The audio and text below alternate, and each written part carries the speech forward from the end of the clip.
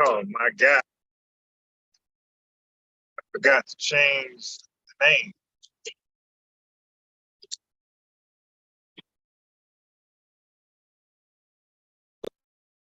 Shit.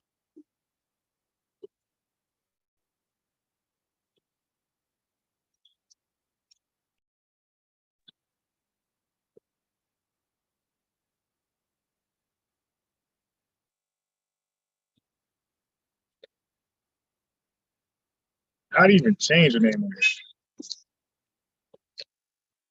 Okay, I got it.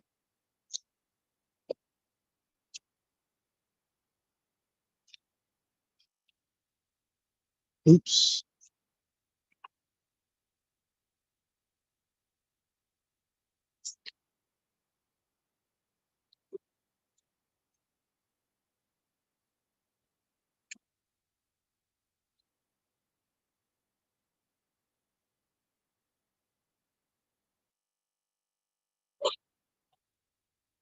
Hooli.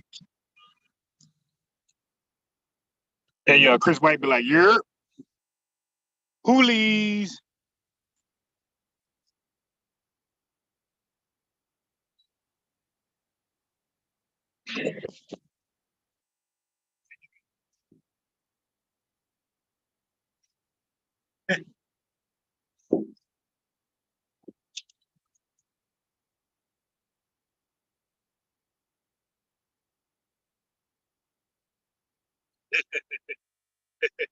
Hey yo.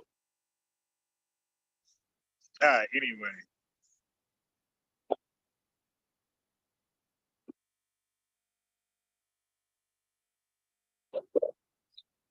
So if y'all seen the live I did earlier, oh my God. That was a mess. That was a mess. That was a mess. That was a mess. It was so much of a mess. After I didn't won so many different ways. I won where I checkmated him. I won where he resigned. I won where his clock ran out. I won because he didn't show up. So by forfeit, I won on a technicality. Yo, I've won in so many different ways. After all of that, I just let him win. My man had me everywhere. Eh, Man, we first we first start off in Isaiah chapter 7. We first off in Isaiah chapter 7. And he was supposed to like break that down after I went.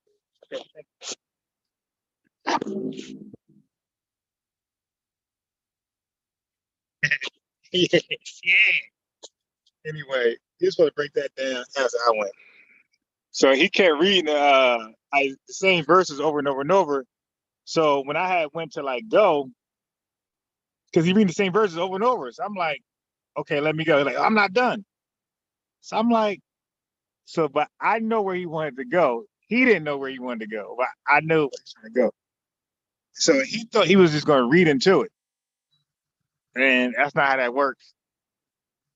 So he was freestyling a little bit. Well, all of his stuff was freestyling. But he had a few notes. But it turned out like whatever notes he took in a One West Universal Practical Knowledge School, whatever notes he took, he was just a yes man. He did not comprehend the argument behind the notes he took in the UPK in his UPK classes. Okay. Yo, but yeah, I gotta admit, I got him real good with that Luke 1 and when Mary said, okay. go ahead and make me pregnant. And, I had proven to him that there was certain verbiage that where Mary clearly was like, okay, make me pregnant, like now or not too far from now.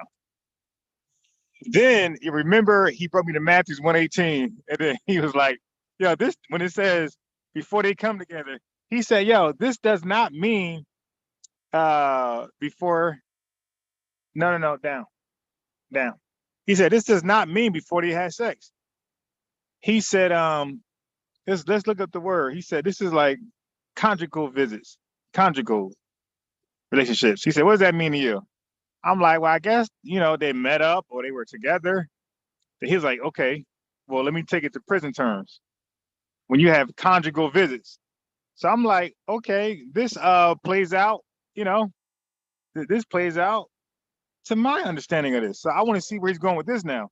He said conjugal visits. That's sexual relationships.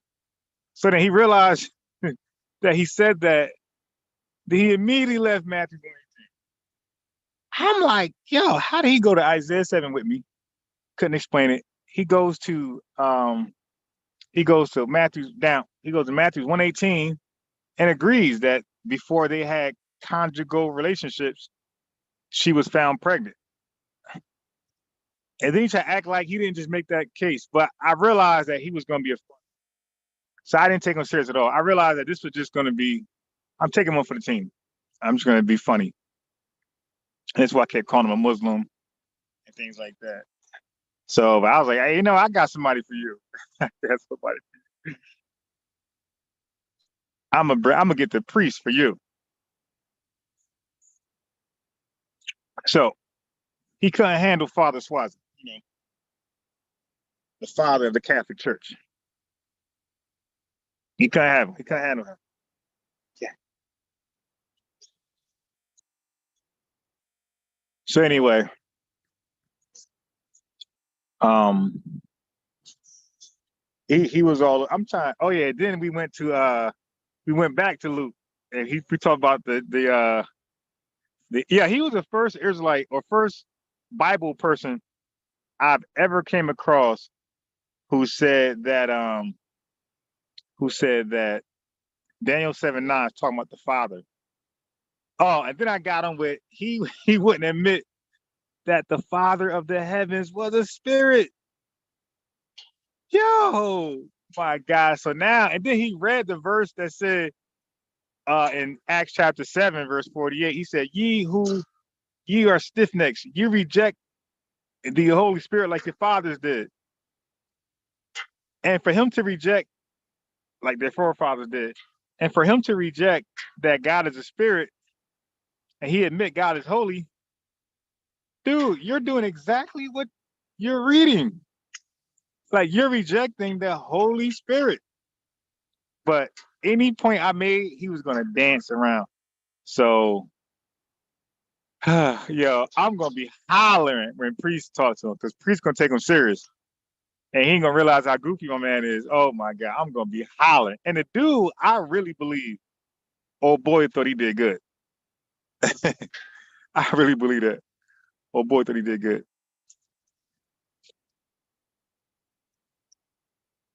I know y'all probably saying like, how could he think that? But I really think he thinks he did good. He was laughing at me.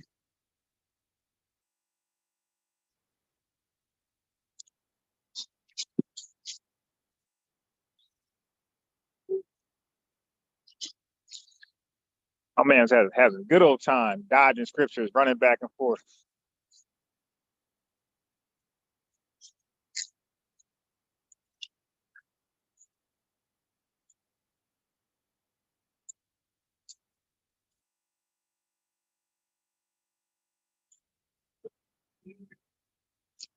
All right. So I got a couple lined up. Like I could have really did it back to back to back, but I really ain't feel like talking to anybody else. And like I was supposed to go live again because I think I know that I know that E Bond wanted to hop on. But I was like really worn down. I said, bro, I was trying to go live, but I didn't have nothing in me to go live. So I'm like, yeah, let me give it a rest. Even right now, I can go live and like talk to one of these guys, but I'm still trying to recover from that experience, man. That experience was something crazy.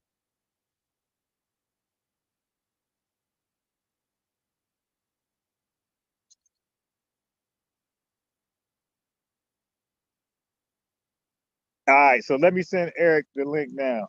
All right, I don't know how I'm gonna do this because I'm on my phone. All right, Eric, let me try to send you the link. Yo, oh my God, this guy was.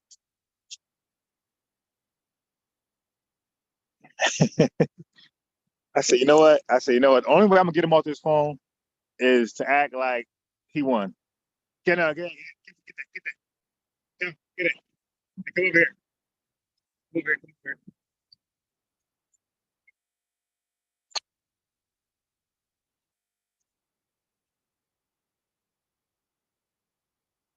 Come over here. Come over here. All right, let me see if I get this link.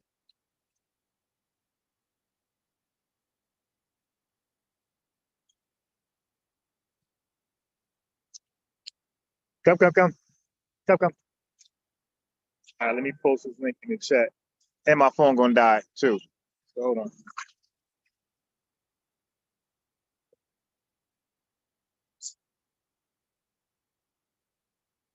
All right, hold on.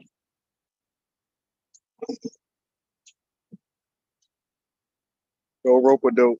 You got it cheap. You went right, right. But I did more than yeah, I did more than just that.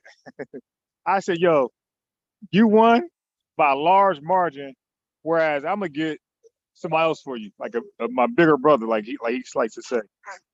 Like, dude, like that. That's the only way I can see. Like guys like that. Oh yeah, I can see it. Like he did not want to hang up, man. All right, so I got the link in the chat. Oh, God. Right. I got time for the game. Go up with the sacrifice. Oh, I got since I have to, you know, fees, but it was capping last time.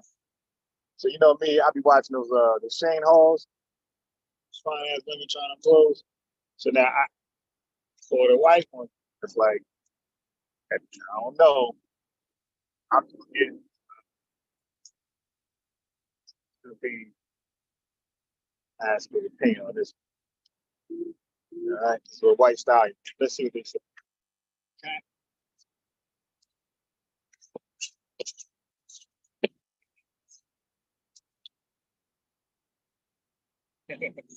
A new sacrifice. That's for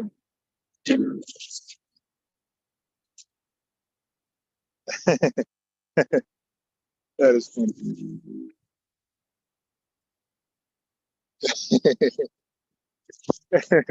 I look how I lined up priest, Minister Meach. I said, man, don't cut him off, yo, let him talk. Hey yo, he gonna do all that talking for nothing. As soon as he get done, yo, my man's gonna comprehend nothing he just said, and he's just gonna talk over him and go somewhere totally like a straight misdirection, a straight fake out, a Magic Johnson pass. Yo, he's gonna and yo, Meach gonna be like, wait. There's gonna be wait, you didn't answer to so and so. I did. Oh my God. Yo, he got one of those IBM understandings, yo. Seriously.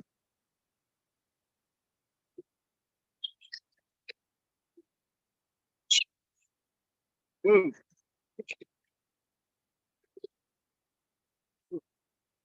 throwing stuff. Yeah, I'm at Wawa, and I told the girl, cashier, I said, now you see why I only wear Crocs when I come in here. No, no, no, no. I said because he's always stepping on my sneakers, like my shoes. Like it doesn't pay to wear anything. I got some Jordans on right now. No. Down. And all he does is step on my. He just steps on my feet. No. You're gonna clock your head. You're gonna be crying. I said, I'm saying, no, no, no, down, no, down. That right there. Get that. Yeah. Watch your head. Go, go, go, go, go. Go. Yeah, yeah. Do it. Do it. Yeah, yeah, yeah. Yeah, you get it, get it, get it.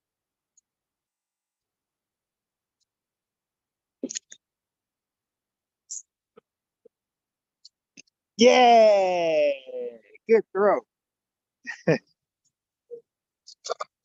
Good throw. Throw it. Yeah. Yeah, I might got a Shador Sanders and Shiloh Sanders in one, mixed with a Travis Hunter.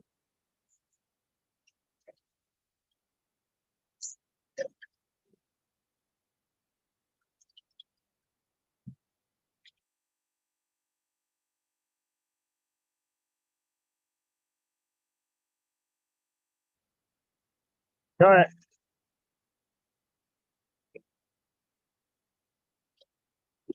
Whoa, whoa, whoa. All right. Oh my God. Yeah. So I got him on the yeah, he said that the spirit, the Holy Spirit was an angel. Like, yeah, and then he was confused. The first he said it was an angel. And then he said it was the laws. And yeah, oh man, I got one of those. I know what group said the Holy Spirit's the laws. Like, so he might be doctrine hopping, but most likely where he got that one from was IUIC, the purple and gold. They teach the Holy Spirit it's just laws. So when you read Matthew 1:18 and it says your wife is pregnant, I'm like, pregnant of the laws? What? Yeah, and then they mess up because now when I read Holy Ghost or Holy Spirit, I just can have the laws there. Come over here. Come on now. I could just replace it and put laws there. You see, it's not gonna make any sense at all. But I got one brother from that cult, real good.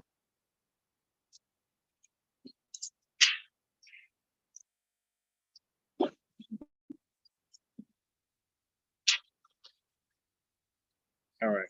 Um, that was funny. Like, but when he cut himself, that was so funny. He cut himself with the conjugal visits. Oh, that was hilarious. Yeah, I got to do something with that video. I got to chop and screw that video. That was just too funny.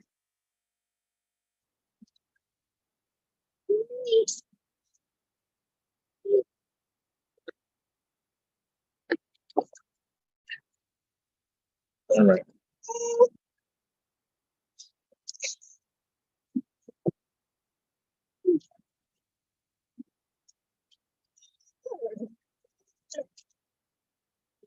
So I got a couple guys right now lined up, but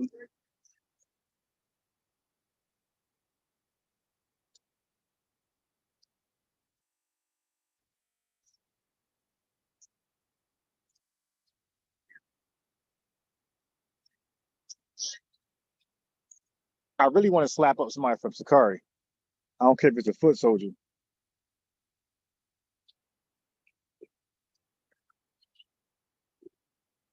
ISPK, like a lot of members are too stupid. And not, this is not being offensive. Like I'm gonna say insecure.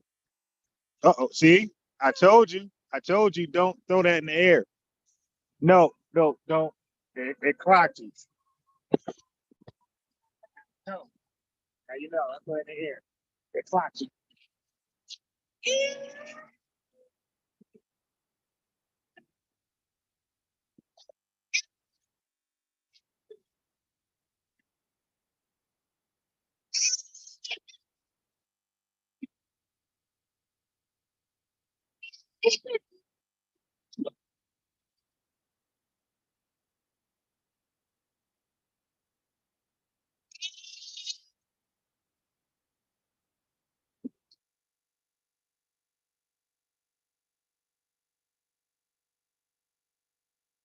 Now, you right there? No, no, no, no, no, no, no, no, no, no, no, no, no, no, no, no.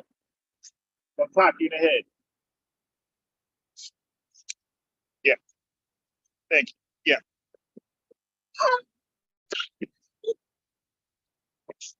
No, no, no. It's gonna clock you in the head again. All right, all right.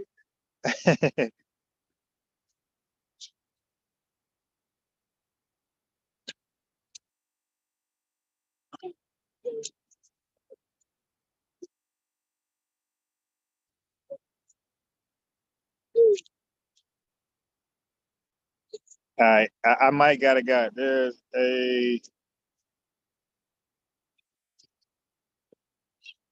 Come over here.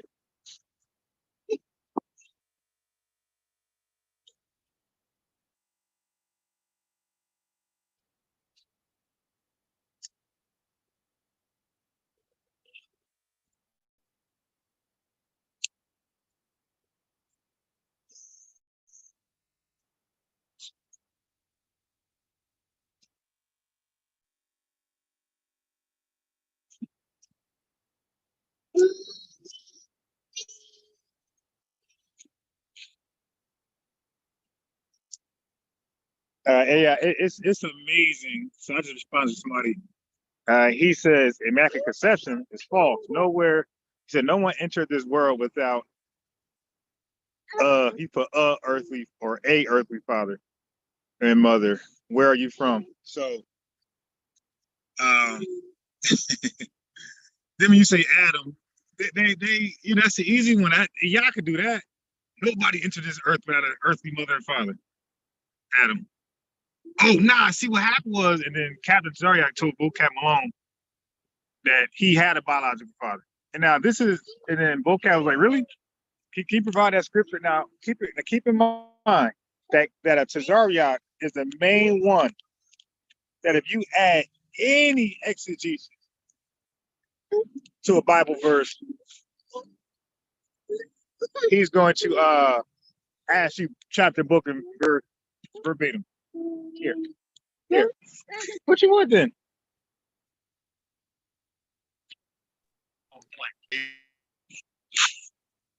You want the banana? You don't want the banana. You ate most of it. Yeah, so Captain, the main one that ask you for the chapter and verse. If you give any exegesis, any understanding of a passage, come over here.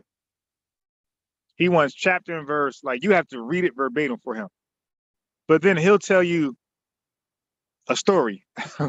See, what happened was, like, yo, can I just get chapter and verse like you want it? And you know that's impossible when you're reading like ancient books. Like there's going to be commentary. It's going to be, you know, you got to explain some things because it's not going to translate correctly to us people 2,000 years later or longer. It's not going to make sense. And these cars are crash up in here. Yeah, but you see the title, like, because you got a lot of gangsters out here. I use that in quotations because I want to say they actually are. Yeah, but ain't nothing. I mean, that's not something hard to do. So anyway, the first snitch, and the original snitches, and still today, are gangsters. Nobody can snitch better than a gangster. Nobody. They taught the world how to snitch. Nobody knew what snitching was until a gangster did it. You dig? Gangsters educated the world on what snitching is and how to do it correctly. If you could dry snitch, that ain't the correct way. Gangsters showed the world how to snitch correctly. So just in case y'all like, I ain't talking Bible, just throw that out there. So you know. So when you guys hear like these fake gangsters, let me stop saying fake gangsters because these guys are really killing people. But when you hear these gangsters complain like Boosie, badass, complaining about snitching, And just be reminded. Come over here. Just be reminded that snitching can only happen. Really, it happens when you're a gangster yourself. When these guys go to prison for their gangsterisms, all they meet in there is a bunch of snitches, and majority of those snitches are former gangsters themselves. Like majority, I would love to do a poll in prison for who they call snitches. Like if you look at their background, like what were they? I bet you they were a gangster themselves. So if the prison is full of snitches, then they'll come over here. Then it's a bunch of full of ex gangsters.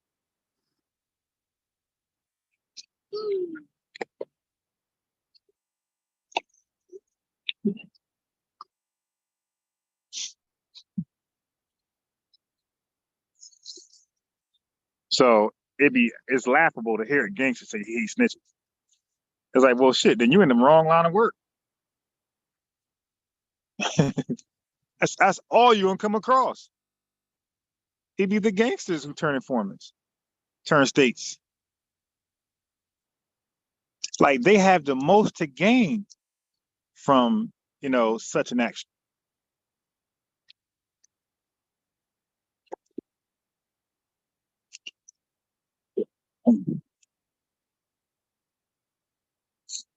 And their gain is a reduced sentence, a reduced penalty. What is your gain? Someone who's not a gangster who snitches. Like, what is your gain snitching? Like, what do you get?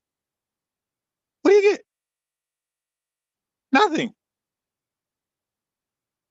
One less gangster off the streets. That's it. And you get called names. Like, there's no benefit for a regular citizen to quote unquote snitch on a gangster. It's just bad things, if anything, is gonna come upon you. But for a gangster to snitch, good things come to that person. Great and good things come to that person. So there's more incentives for a gangster to snitch than a regular taxpaying citizen.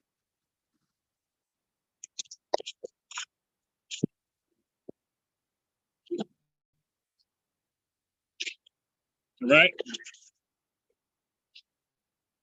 So that's a different thought for you. All right. So and in the news, DJ Envy. No. What's this narrative where like black for some weird reason, like now black people thoughts matters. Now our opinion matter. Like usually we're told to shut up and dribble the basketball. Now our opinions are so valued right now. We gotta say something about the war. Thank you. Thank you. We gotta say something about the war. We gotta speak up. I mean, and say what? Because if you ask a legit question, you'll be condemned. It's like we all gotta be the beast. Marshawn Lynch. I mean, because really, they might as well say, I mean, the people who are saying black folks need to speak, like they need to just say this. They want to be transparent and open. Just say, hey, black people, where is your support for Israel? Like we need to like just say that.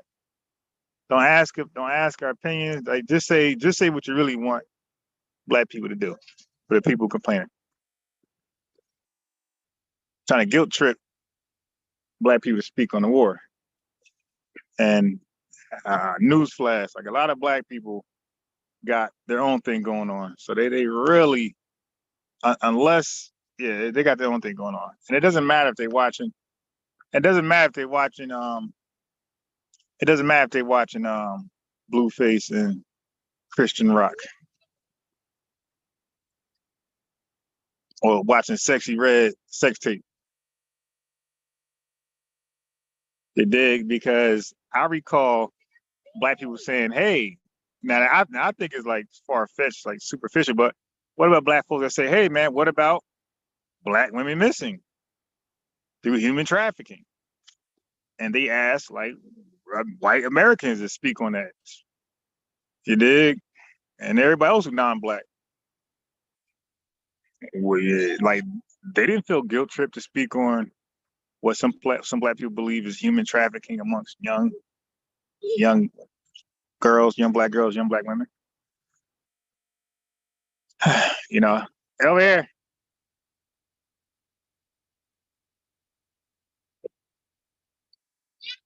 and other things that happens in black society that we believe is unfair.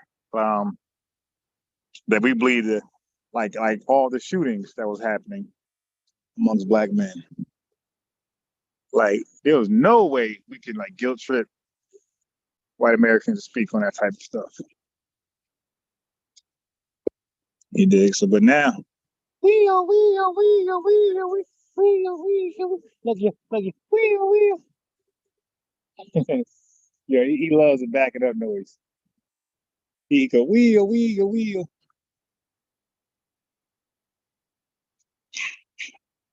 I got him outside. It's kind of like it's kind of nippy out here. It's getting there in my hands, but he's having fun. He's running around.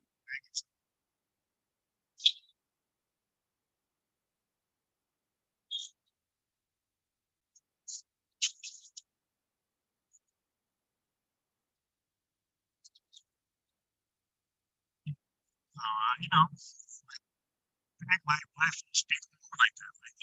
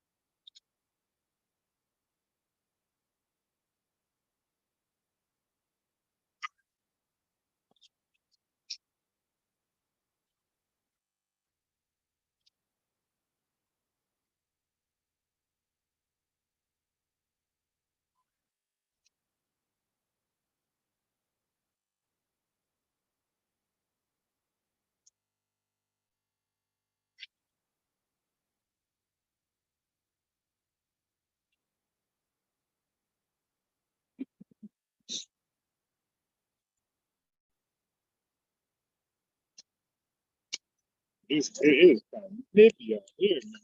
Yeah, my boy out there in Florida, he says like 90 wherever he's at, Orlando. He says about 90 degrees over there. Like 90 over there.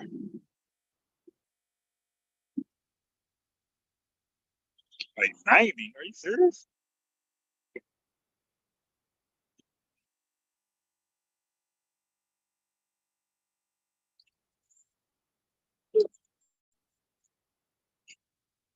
When you run around some more, so you get tired. Yeah, our people and smoking anything. You want to talk about conspiracy, and like this that's no longer a conspiracy. Like the tobacco, companies have been proven found guilty, caught red-handed for targeting black people above all, um, to you know use tobacco and the worst kind of tobacco, the minted tobacco, which they call menthol. And nobody, like look around, everybody black smoking. But we ain't gonna talk about that because, like I always say, people only care about conspiracy theories that do not involve them, which is interesting. People usually, like the normal person, will get involved with conspiracy theories that involve them. Black folks only. I'm talking about them. I'm talking about the guy that or the girl who's talking. Like they're not involved in the conspiracy theory, but it it's weird. For example, Dr. Weshi Muhammad from the Nation of Islam, he has a conspiracy theory on marijuana. That's a conspiracy from the government to get black folks addicted to marijuana for many other reasons, many different reasons, and one of the reasons is like it like lowers your testosterone, something like that, and then for women it increases theirs, so it like plays with your sexuality. But for black conspiracy theorists that smoke marijuana, they're not interested in that one. Like now I'll pass. Oh my god, bro! Like trying to get one of my weed smoking friends to watch one of those things. Oh my god, I was like pulling his teeth out. My man was not interested. He's a conspiracy theorist. Over here, come on. He was not interested in that. God, damn, so you'll do the alien, you'll do the Bilderbergers and all that type of stuff. But it's marijuana. I mean, everybody black is smoking. They're addicted. Their life is fucked up. But nah, no big deal. Interesting.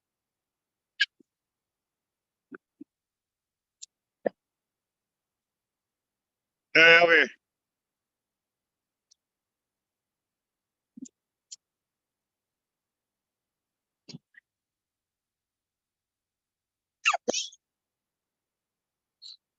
Over here, over here, over here, over here. Doggy, doggy. Doggy, doggy, doggy, doggy, doggy. Doggy. Doggy, doggy, doggy.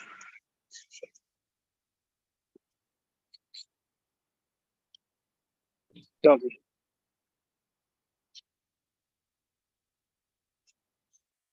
Yo, hey, Stu. Hey, what? This sound like our topic now, but this sound like a topic that me and Peter Bag Juice would enjoy.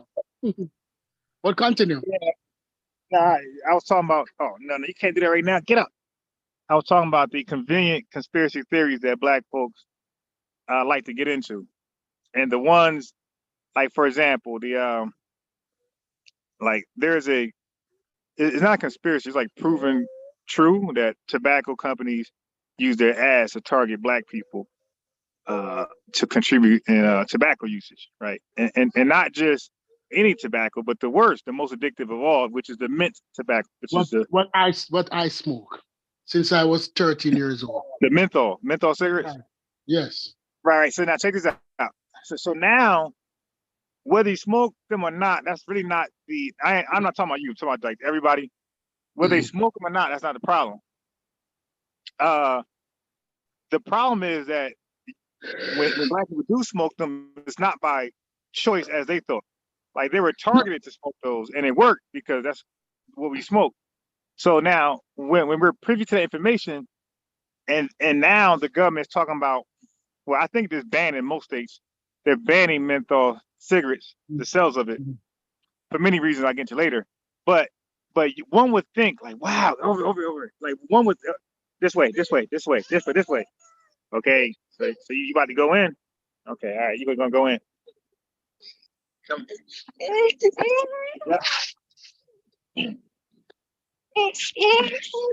Okay, so now you would think that that Black folks would be like, wow, man, they targeted us, they target our youth, our children, and this stuff is highly addictive because as a smoker, you would know how addictive it is and how hard it is to get in control. So you would be elated, like, yes, let's support this. So to preserve our youth, and no, most Black people I talk to that are menthol cigarette smokers, they're mad as fuck that something like this is like being entertained. I'm like, wow. So you want our kids to be targeted? Hey. Listen, I have no problem in banning stuff when you realize. Because let me tell you, an addiction is a hard thing to get over. And sometimes you can't do it on your own. You need help, right? You need help. Now, when somebody come and tell you that we need to get rid of this, and you know that it needs to go, just be truthful and say, you know what? Let's get over it. Let's get rid of it. We need to get rid of it. There shouldn't be any fight or conflict. But in our community, we want choice as if there was a choice in the first place in the kind of alcohol that was to us. In the food in our community, we have no choice. Do you realize that in the poor communities, you have the shitty McDonald's and the shitty Jack in the Box and the shitty Wendy's Papa John's everywhere. and Papa John's everywhere, shitty food that make with low quality products or ingredients, right? When you look at the other thing too, we don't have no, there's no green in our community, in poor black community. There's no farmers market in a black community. And pretty soon there'll be no Walmart either. But You there's know, stealing going on. I don't blame him for that one. Oh, there's stealing going on. You're like, nah, let's go ahead and move these out. yeah. That's another thing we need to discuss. High level of stealing shitty things, material things. Yeah, that's great. We need to discuss that too. But honestly, we had no choice because it was marketed to us. There's a Right. video on YouTube how to sell to the black man. It's an Really? old black and white video. Yes, look it up. How to sell to the black man. Wow. And they tell you that, do you know how the strategies what you take to sell to the black man? Right? Do I know? Be careful on bias. They're gonna realize that you ain't the architect of all your swag and your design. You're not the architect in the clothes you wear either. Listen, many people believe that. Remember the alcohol that Puff Daddy was selling? What that alcohol that Puff Daddy was selling? And acting like it Ciroc, was his. Yeah, and Ciroc. acting like Ciroc and acting like it was his. It Right. wasn't Yep. his. It wasn't his. It was just being a tool used to get black people addicted to shitty, cheap alcohol in a pretty bottle That's crazy. With flavoring. with flavoring. Right? That flavor. Yeah, Them that's niggas that's love that, Candy apple. yeah. flavor. That's all it is, right? It's like when they're selling Heineken to us. Very cold. Uh, Heineken, what the vodka name? The one where they had the red and they put it in the beer bottle. What was that name again? And the apple flavor. It's always flavored sweet alcohol they promote in the black community, the malt liquor and the sweet alcohol. St. And Ives special brew. no, it was a Smirnoff Ice. The Oh, Smirnoff. Smirnoff Ice. Oh yeah. Oh yeah. Remember, Smirnoff Ice was getting big in the community at one time, right? And then the Facts. Henny and then all of the other bullshit, right? Because they market towards us, the clothes, the cross True. color. Yes. Go You ahead. were mute. No, I'm not on mute. You can hear me? Mic check 1, 2, 3. Can you hear me?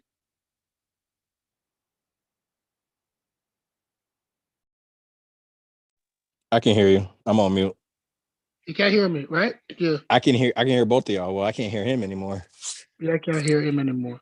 He'll soon be back. Yeah, but be honest. Be honest, brother. Be honest. Don't you realize, Watcher, that they market to us? They market directly to us. Oh yeah. I've seen the video you're talking about. You how to sell to the black man. Yeah, like don't undersell them because they want to buy up. They've been taking advantage for all these years and they sold Yeah, poor products. So when you're gonna sell them stuff, sell them the top notch. yeah, It was on some wild shit. And sad, but that's how you gotta think too. yeah. Because you get tired of fucked over with your hard-earned money. So when you do want your money, you want to spend it and you want to be viewed important. You don't want no shop clerk trying to sell you some mid product. You want top tier.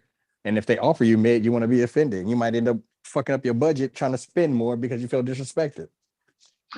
It's like when you look at it, it's like us, right? We will be buying, like they're telling you buy these blings and these diamonds now, right? But when you look at it, how much you pay for it? How much you pay for it? When the real value is bullshit. Like all of Floyd Mayweather, he buys these expensive watches, and then him devalue them by blinging them out with diamonds,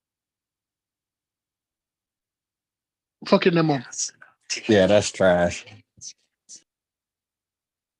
And he's selling people that we need to buy these Rolex and these APs. And what the other one, the Rolex, the APs, and the Richard Mill. But the sad part about it is the diamonds that they're putting on there aren't even real. Yeah, most of the time it's VVS. But it is what it is. I'm not telling, is that in our community we'll find a way to give back the white man the money. Oh no, the whole industry when they're fronting them these $250,000 and $500,000 jewelry and stuff, and they pay them back. A lot of the jewels are every other jewel is quality, and the other ones are lab grown. Like they have so many different schemes and scams on YouTube talking about from jewelers and how they would overcharge their friends, quote unquote friends, making jewelry pieces that cost them 500K, but then just charging the baby or these rappers 275K. And it's ridiculous. YouTube, look it up. It's a Yeah. hustle, it's a scam. And they're No, and it's the not, thing is, the record execs are sending them to their jewelers. of Hint, hint, course. wink, wink. Jacob the jeweler got rich off rappers. Nobody was buying his stupid shit.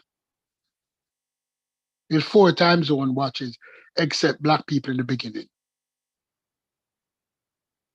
Eh?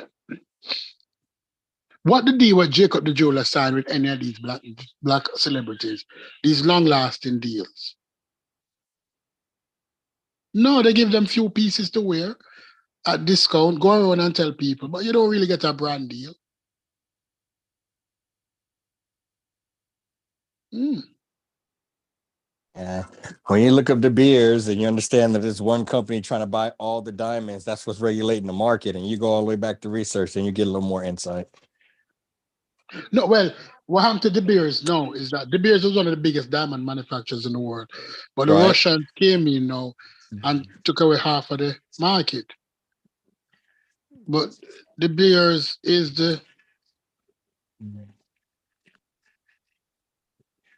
De Beers is still one of the biggest. And diamonds are not as rare as people believe.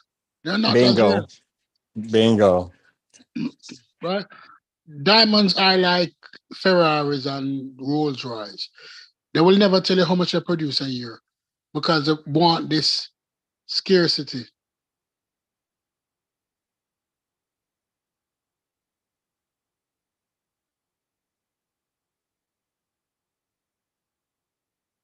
Mm. Jeez.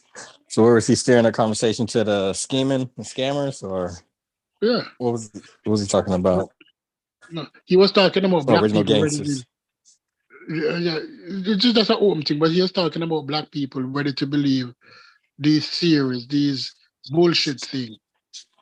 Mm. Uh, the Illuminati and the uh, if those exist, they exist. But it has nothing to do with me and you. Because the level that exists is totally different level. Mm. Mm, yeah. So what you wanted to talk about? Mm. I just got on here just so he could have somebody on it because he said something was going on with his phone. So every now and then I'll hop on just so he doesn't lose Yeah. his signal. Yeah. So give us a topic. Give us a topic. I'm pretty much out of touch. This is my No, yeah, but what recreation has been time. what has been going through your mind, Dave? What have you Uh, seen and said, this is bullshit? what's new? What's new? You mean like celebrity junk? The Anything. Jada and Will. That shit's kind of Not, embarrassing. that's bullshit and it's a lie. They have not been separated 7 years. A So you man who think it's separated damage? 7 years, yeah, the damage control.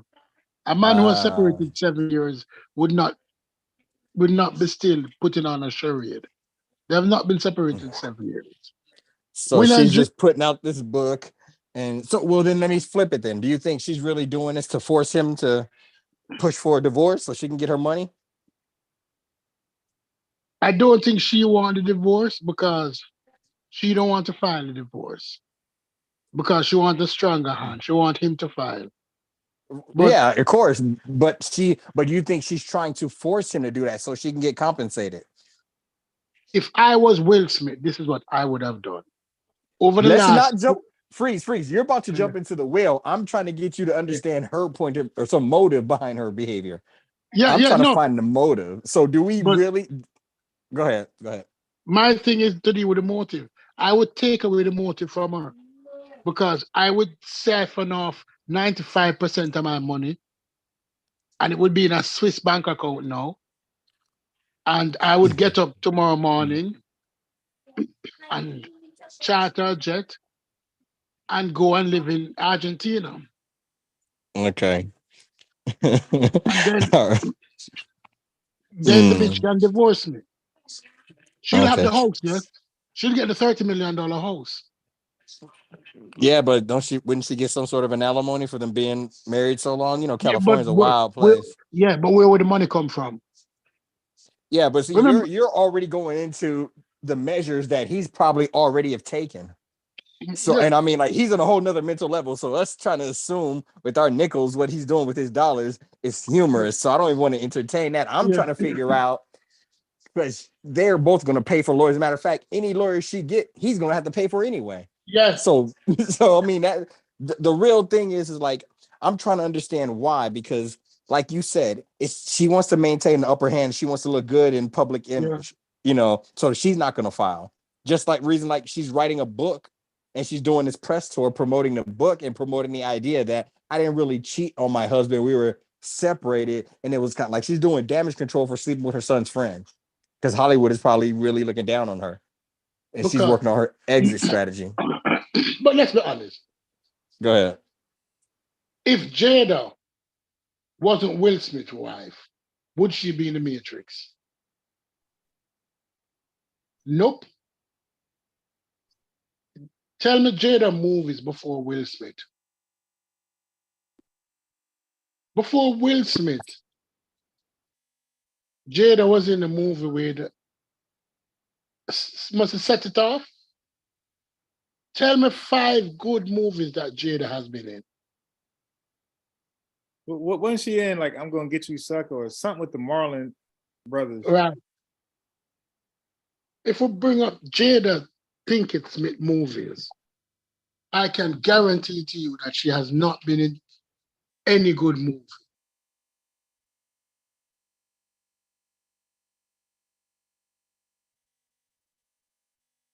M-O-V-I-E movies. Let's Oh look at the shit, I'm movie. on mute. I'm over here talking on mute. Have you seen Yeah. Jason's lyric? Oh yeah, Jason, that's the other one. Yeah, Okay. you know what I mean? She was in like a different world. She was doing her little circuits and stuff. Yeah, But I mean, what you're saying is Will Smith put her in the blockbuster role of with, course, she was never or in that the blockbuster. relationship and being in Matrix. So you're saying like she didn't blow up until the Matrix, and Yeah, your argument is the Matrix is due to Will's influence, which I wouldn't yeah. say that's not true. I can concede that. She, Oh, she had a was in the part in the Nutty Matrix? Professor, What set role? it off.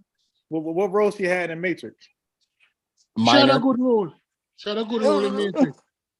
It was minor. I didn't see her kick no ass. She was like a No, but pilot. yeah, and she was in the but in that movie, in blockbusters like that, Yeah, she had a there's reoccurring no, role. I get it. yeah, Multiple. it's like Yeah. a Okay. Marvel movie. It's like she was in a Marvel movie. Okay. Yeah. Okay. I don't want to argue with that because I hear some of the Marvel people got gypped. Only the big ones got the money, like Robert Downey Jr. and a couple other ones, but a lot of those other dudes got shortchanged, and they told them the publicity would help them out with other roles. But Right. I don't know what was going on with the Matrix movies. I can just assume maybe she got compensated and taken care of. And if that came from Will, I can't argue against it because that's how Hollywood works. It's just like his son Jaden. He wanted to emancipate from his father, but it's like, little nigga, he didn't put you in the pursuit of happiness. He didn't see you in All right, Chinese Jaden. movie. You got access to the Great Wall of China, which only like 5 movies were ever allowed to, and 4 of those were because of you only got that shit because Jackie Chan. Let's keep it a buck. So you know what I mean? So he got a lot of publicity and a lot of push in that market and a lot of fans because of China and Jack, and his father had influence. And then he did another movie, that After Earth shit. So I mean, like, Will, so going with your argument, yeah, he's known to have leeway with his family and nepotism in Hollywood. So I mean, I see it. That's a valid point. That's valid. It's Listen, kind of fucked up though. no, because Will is big and Will has made millions of dollars for Hollywood. So therefore, Facts. you do a favor for Okay. him today. You never know, somewhere down the line he'll do back a favor for you. That's how it You're works. right. You're right. That's how it works. Right? Certain actors, you know, they can just an introduction from certain actors will put you way ahead of somebody else. Yeah. That's why a lot of people were mad at Jamie Foxx when he got that bump when what did that Tom Cruise movie? He did some movie when he was like Tom Cruise lackey or trying to it was some shit. Tom Cruise like a spy and Jamie Foxx was trying to rob a car or something, or he was his driver while he was doing his hits or something. He was a chauffeur driver, taxi driver. That's what I was getting at. But that wasn't like, I like Tom Cruise, but that was an ass movie. Oh my God. Right. It was just an ass role. We just got to see Jamie Foxx after he was in this shit, just getting beat up by 5'5" Tom Cruise. It just looked real weird and get punked and bullied. Right. Get punked and bullied. But guess what? Yeah. He showed Hollywood that I can be worked with. Bingo. I don't mind being the coon. And the Hollywood said to him, okay, we'll make it back up to you. Don't worry your head. You're our boy. Right. He said, we already know. We saw in Living Color. We've been on. We had our eye on you. Yeah. But yeah. So I mean, I get it. I can't knock it because that's how it is. People looking at Braun or Deion Sanders and them. It's like at some point in time, like his son said, he said, "You can't make me feel ashamed because my dad is Deion Sanders." Right. Yeah. You know what I mean? We still quick to try to talk shit about him, but like actually, the kid is taking advantage of what the father is laid out for him. At some point in time, we got to be like, okay, you finally did it. Because a Yeah. lot of these motherfuckers get opportunities and they don't deserve it. Yeah. That be the issue. The white football players, their fathers, the Mannings. The Yeah, that's Mannings, wild. the father, Peyton Manning, is what he is. But let us, Bro, yeah. his son he's like number 5 in NIL deals. They don't even know who the fuck he is. He don't even think he's playing this year right now or played last year. Like they had some discrepancy about the dude and he's still making money off his name. Right, because his last name is Manning and he's white. And he's right? white. And let us be honest.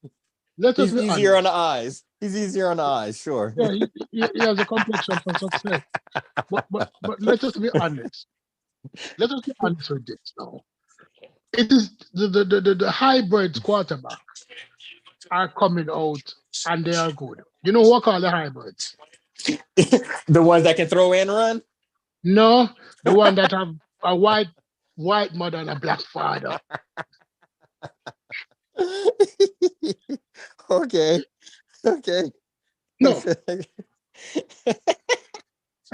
So you're not talking about dual threat. You're talking about dual parents, dual citizenships, dual ethnicities. Okay. of course. Okay. Look, So Patrick Mahomes. if Dak Prescott was fully black, they would have kicked him out of Dallas a long time ago. It's his right side. Nah, he would have a better leg and he'd average more first downs. He'd be better. If he was full black and performing that way, they will kick him out. But the hybrids are coming. Yeah, Okay. I hate to agree, but I'm gonna have to agree on that. The hybrids are coming. Look in the look in the NBA. The hybrids. Oh wow. Yeah. Oh, Yeah. the NBA is flooded with them. Oh my god. Bro, I'm in Phoenix, bro. As soon as they had Steve Nash, They all there. they're trying They to all in replicate that. Yeah, that's my whole point. Like they've been trying to replicate it. They got him in DC too.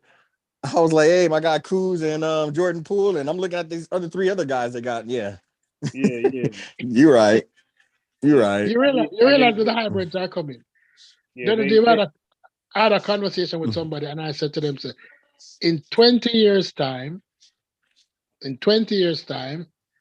you're going to have hybrids and black people.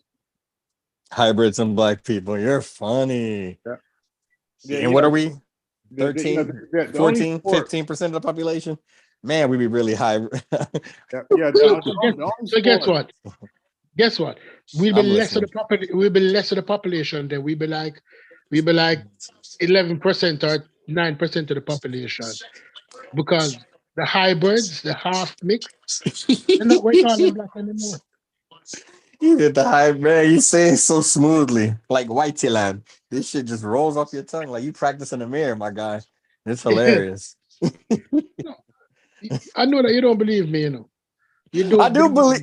I defer to your wisdom and your experience. I'm not in position to say that you're lying because I see remnants of it. I can see data points on the chart, and I'm gonna be ignorant and not draw the lines. I see where it's trending. When you look at Patrick Mahomes, right? Best quarterback in the league. Yeah. What do they call him? When was the last time you ever heard Patrick Mahomes being described as a black quarterback? Since Patrick Mahomes went to the finals or went to he has been to the Super game. I can answer that for you. Hold up. I can answer that concisely. Patrick Mahomes was black until he played Hurts in the Super Bowl.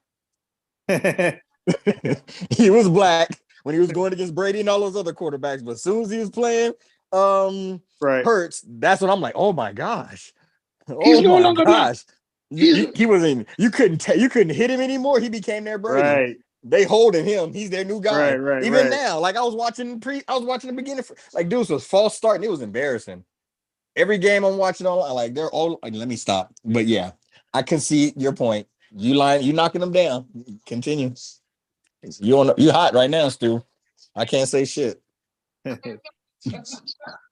Look, sorry about that. Yeah, but look at it. The next person soon claim is the Golden State shooter. Him not half breed, but him brown enough. And Clay Thompson. Right? That's Yeah, who yeah, claim. because they catapult Curry like damn near Kobe right now. Facts. It's like Curry, Well, they Curry, used him to sneak Doncic in because they got Doncic over him, but continue on with the Curry. I see your point. yeah, the Curry and the Clay. Pretty soon, your children won't be able to say they were black. When you, Yeah. I love Curry, but Curry is like he's supremely overrated, man. yeah, Wow. guess what? I love Curry. That's my favorite player. Well, Trae Young is, but I was about to say, you disrespectful motherfucker. but I'm Curry's telling number Trae Young. two. But Curry, I mean, like, and you know how I feel about Dame Lillard. Like, I think he's the best in the NBA. But Right. I'm telling you, man, the reason why Curry is great in a system, but he cannot go do what LaMelo Ball doing. He just can't go plop himself on the Hornets and just go crazy. No, that's not gonna happen. He's not a one-on-one player like that. Like he needs a team to buy into him, which they should. He's very great, but he's not gonna go out there like Bradley Beal and the Washington Wizards and go nuts. That's not what he's gonna do, man. Especially with other people trying to eat too, because anybody. That's fair. Yeah, Kuzma ain't trying to pass that ball up, and neither was anybody else. John Wall, you got, it's doggy's dog. You gotta go out there and get it. Yeah. Hey, what you think about what's his name? Wembley. The Frenchman. I like him. I think he's worth the hype, and I think he's going to be better than the hype. I think he's going to do what LeBron did. I think he's going to take on the hype. As long as he don't get hurt, I think he's going to exceed the hype. He's going to be the hype and better. If that dude don't get hurt, this is a 19-year-old dude, not a 21. This is a LeBron age dude. This dude don't get hurt, he is going to be super dangerous in the league. Yeah, you see his handle? This dude got like Kobe handle, like 7'7", yo. Listen, yeah, but he's those getting are the better at the easiest three. skills to get. You guys got to realize I don't see him being able to get it done until maybe like 2 or 3 years because he's gonna be like Giannis. He's gonna be nice. It's gonna be wild. But then you also got to realize is the niggas ain't gonna just let this Frenchman just come in there and take it. Neither of them white boys. They're gonna Grayson Allen's they're gonna be trying him. They're gonna be putting it on him. But guess what? They're gonna lay wood on him. The league is gonna have to protect this kid. The league is going to protect him just as how the league protected Jordan after a while. You cannot hard foul him. Now Jordan earned his shit though. He was getting his ass whooped, boy. Right. They was whooping his ass before they said, "Okay, fine, we'll protect you." You know what I mean? Wembley, it looked like it's either they're gonna have to Popovich. They're gonna have to protect him because think about it. These games when they got goons that are gonna be at the 4 and the 5 spot and they're gonna stop him. Like what's gonna happen with him and Jokic when they pick and roll? All he got to do is back him down 2 or 3 times, and Wembley's paying that 60% stamina. 60% stamina. Them shots are gonna look weak. Them crossovers gonna be slow. He ain't gonna get no rebounds. He's gonna become a liability. They're gonna bang on him. They're going to bang on this kid. They're going to barely introduce him with minutes this year. He's not going to get all the minutes until his fitness level is up. You think that? Yes. That's what they're going to do. He's not going to play more than 30 minutes a game. 28 minutes a game, I can tell you that. I can see that. They're not going to stress him. They're going to generate, because you cannot overstress a player of that caliber. Because in the next 3 years, he is going to take Jokic and cross him and spin on him and drop a pretty thing in the basket. Did you how he crossed 3 people, spin, and went under and up into the basket? That reverse was sick, bro. 7'7". Yeah, I rewind that shit like 4 times. I said, how the hell he do that shit? That's a Michael Jordan reverse, bro. Man, who was he doing it against? Yeah, he looked like John Wall. He like a 7'7" John Wall with that move, bro. Oh, no, not John Wall. The nigga with the gun. What's his name? The guy with the gun. Morant. Yeah. He looked like he did what Stu describing. He did a Morant move at 7'7", and then he did like the layup Morant would do. Yes, he drills well. listen. When he The gets his audacity to do that layup, like to even try that layup, you better be him. You if did. listen, I gotta listen, see it. Miss, you better be him. I, Yeah, I you haven't better seen a be layup. him to try that layup. Look, I ain't listen, never been he this was- hype over a layup, but I gotta see it. Bro, listen, listen, yo, all I'm gonna say is to Pete, the watcher. There's very few NBA players who would try that layup. And you got a lot of egos. Like Harvard never tried that, Durant never tried that layup, Dirk never tried it. yeah. You know, like I don't know what That- you're talking about. I don't know what you're talking about. the Michael Jordan layup where they go up and under and like swoop it under everybody with that little crazy spin. But Yeah. it looks so fly.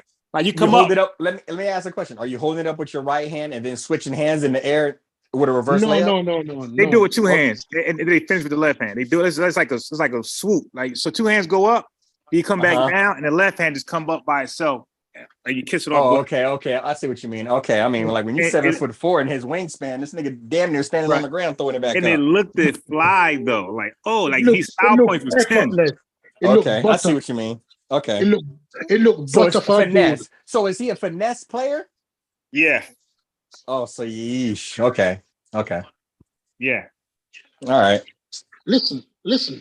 It's just repetition with this dude. 3 years in the league, not injured. You'll have to respect his three. So if you're I hear you. if you're guiding him, you'll have to respect his three. Because he's going to be a 42% free throw shot. Three from three with practice and time in the league. You cannot put a 6 foot guard on him. Nah. But nobody would want to. You guys are. Well, let me stop. Bro, I he's feel like I guarding always have these 6-footers though. conversations. The watcher, he's guarding 6-footers though. I hear what you're saying. Defense. I hear what you're saying. He's guarding 6-footers. You know how many 6-footers there are in the world? A lot. Now, when you telling me he's guarding Steph Curry and Dame, like we just got okay, let me not go there because I feel like I'm always having these basketball conversations, and the only thing that's gonna prove me right is time. Every single time I have these conversations, and I gotta sit here and wait to all the hypotheses and stuff, but I'm just throwing out logical points that I can't even get like really acknowledged. Like we can like look at LeBron because I hear the first thing I hear people compare him to like LeBron. It's like, do you realize the body LeBron had when he came into the league? That's the only thing, in my opinion, that allowed him to endure because he came in with that body. Other people who came in with that body was like a lag, like Kevin Durant. He had a lag, but they also was hiding him in saying he's less than 7 feet and trying to sneak him in the 3 spot and barely at the 4. That's when he got that dude from Colorado who couldn't shoot for shit, light-skinned tall dude, and they had the other guy in OKC. But a lot of times they were hiding him at the 3. They're gonna have to move Wemby to the 3. He's not gonna survive at the 5 and 4. They're intentionally going to break this kid. Yeah, but he's going to be at the 3. But if he's at the 3, listen. Yeah, that's the only way. Okay, I'll concede a lot of points if they move him to the 3. Let me tell you the other thing too. His reaction time is quick. He got crossed over. The dude crossed him and left him. You got crossed, shift to the side, left, and this dude rising up to the footing. I see him after he get crossed, and he was quick enough to spin around, tall enough to block the shot after the cross. Nice. I got nothing negative to say about that. I'm not arguing against his athleticism and his ability type stuff.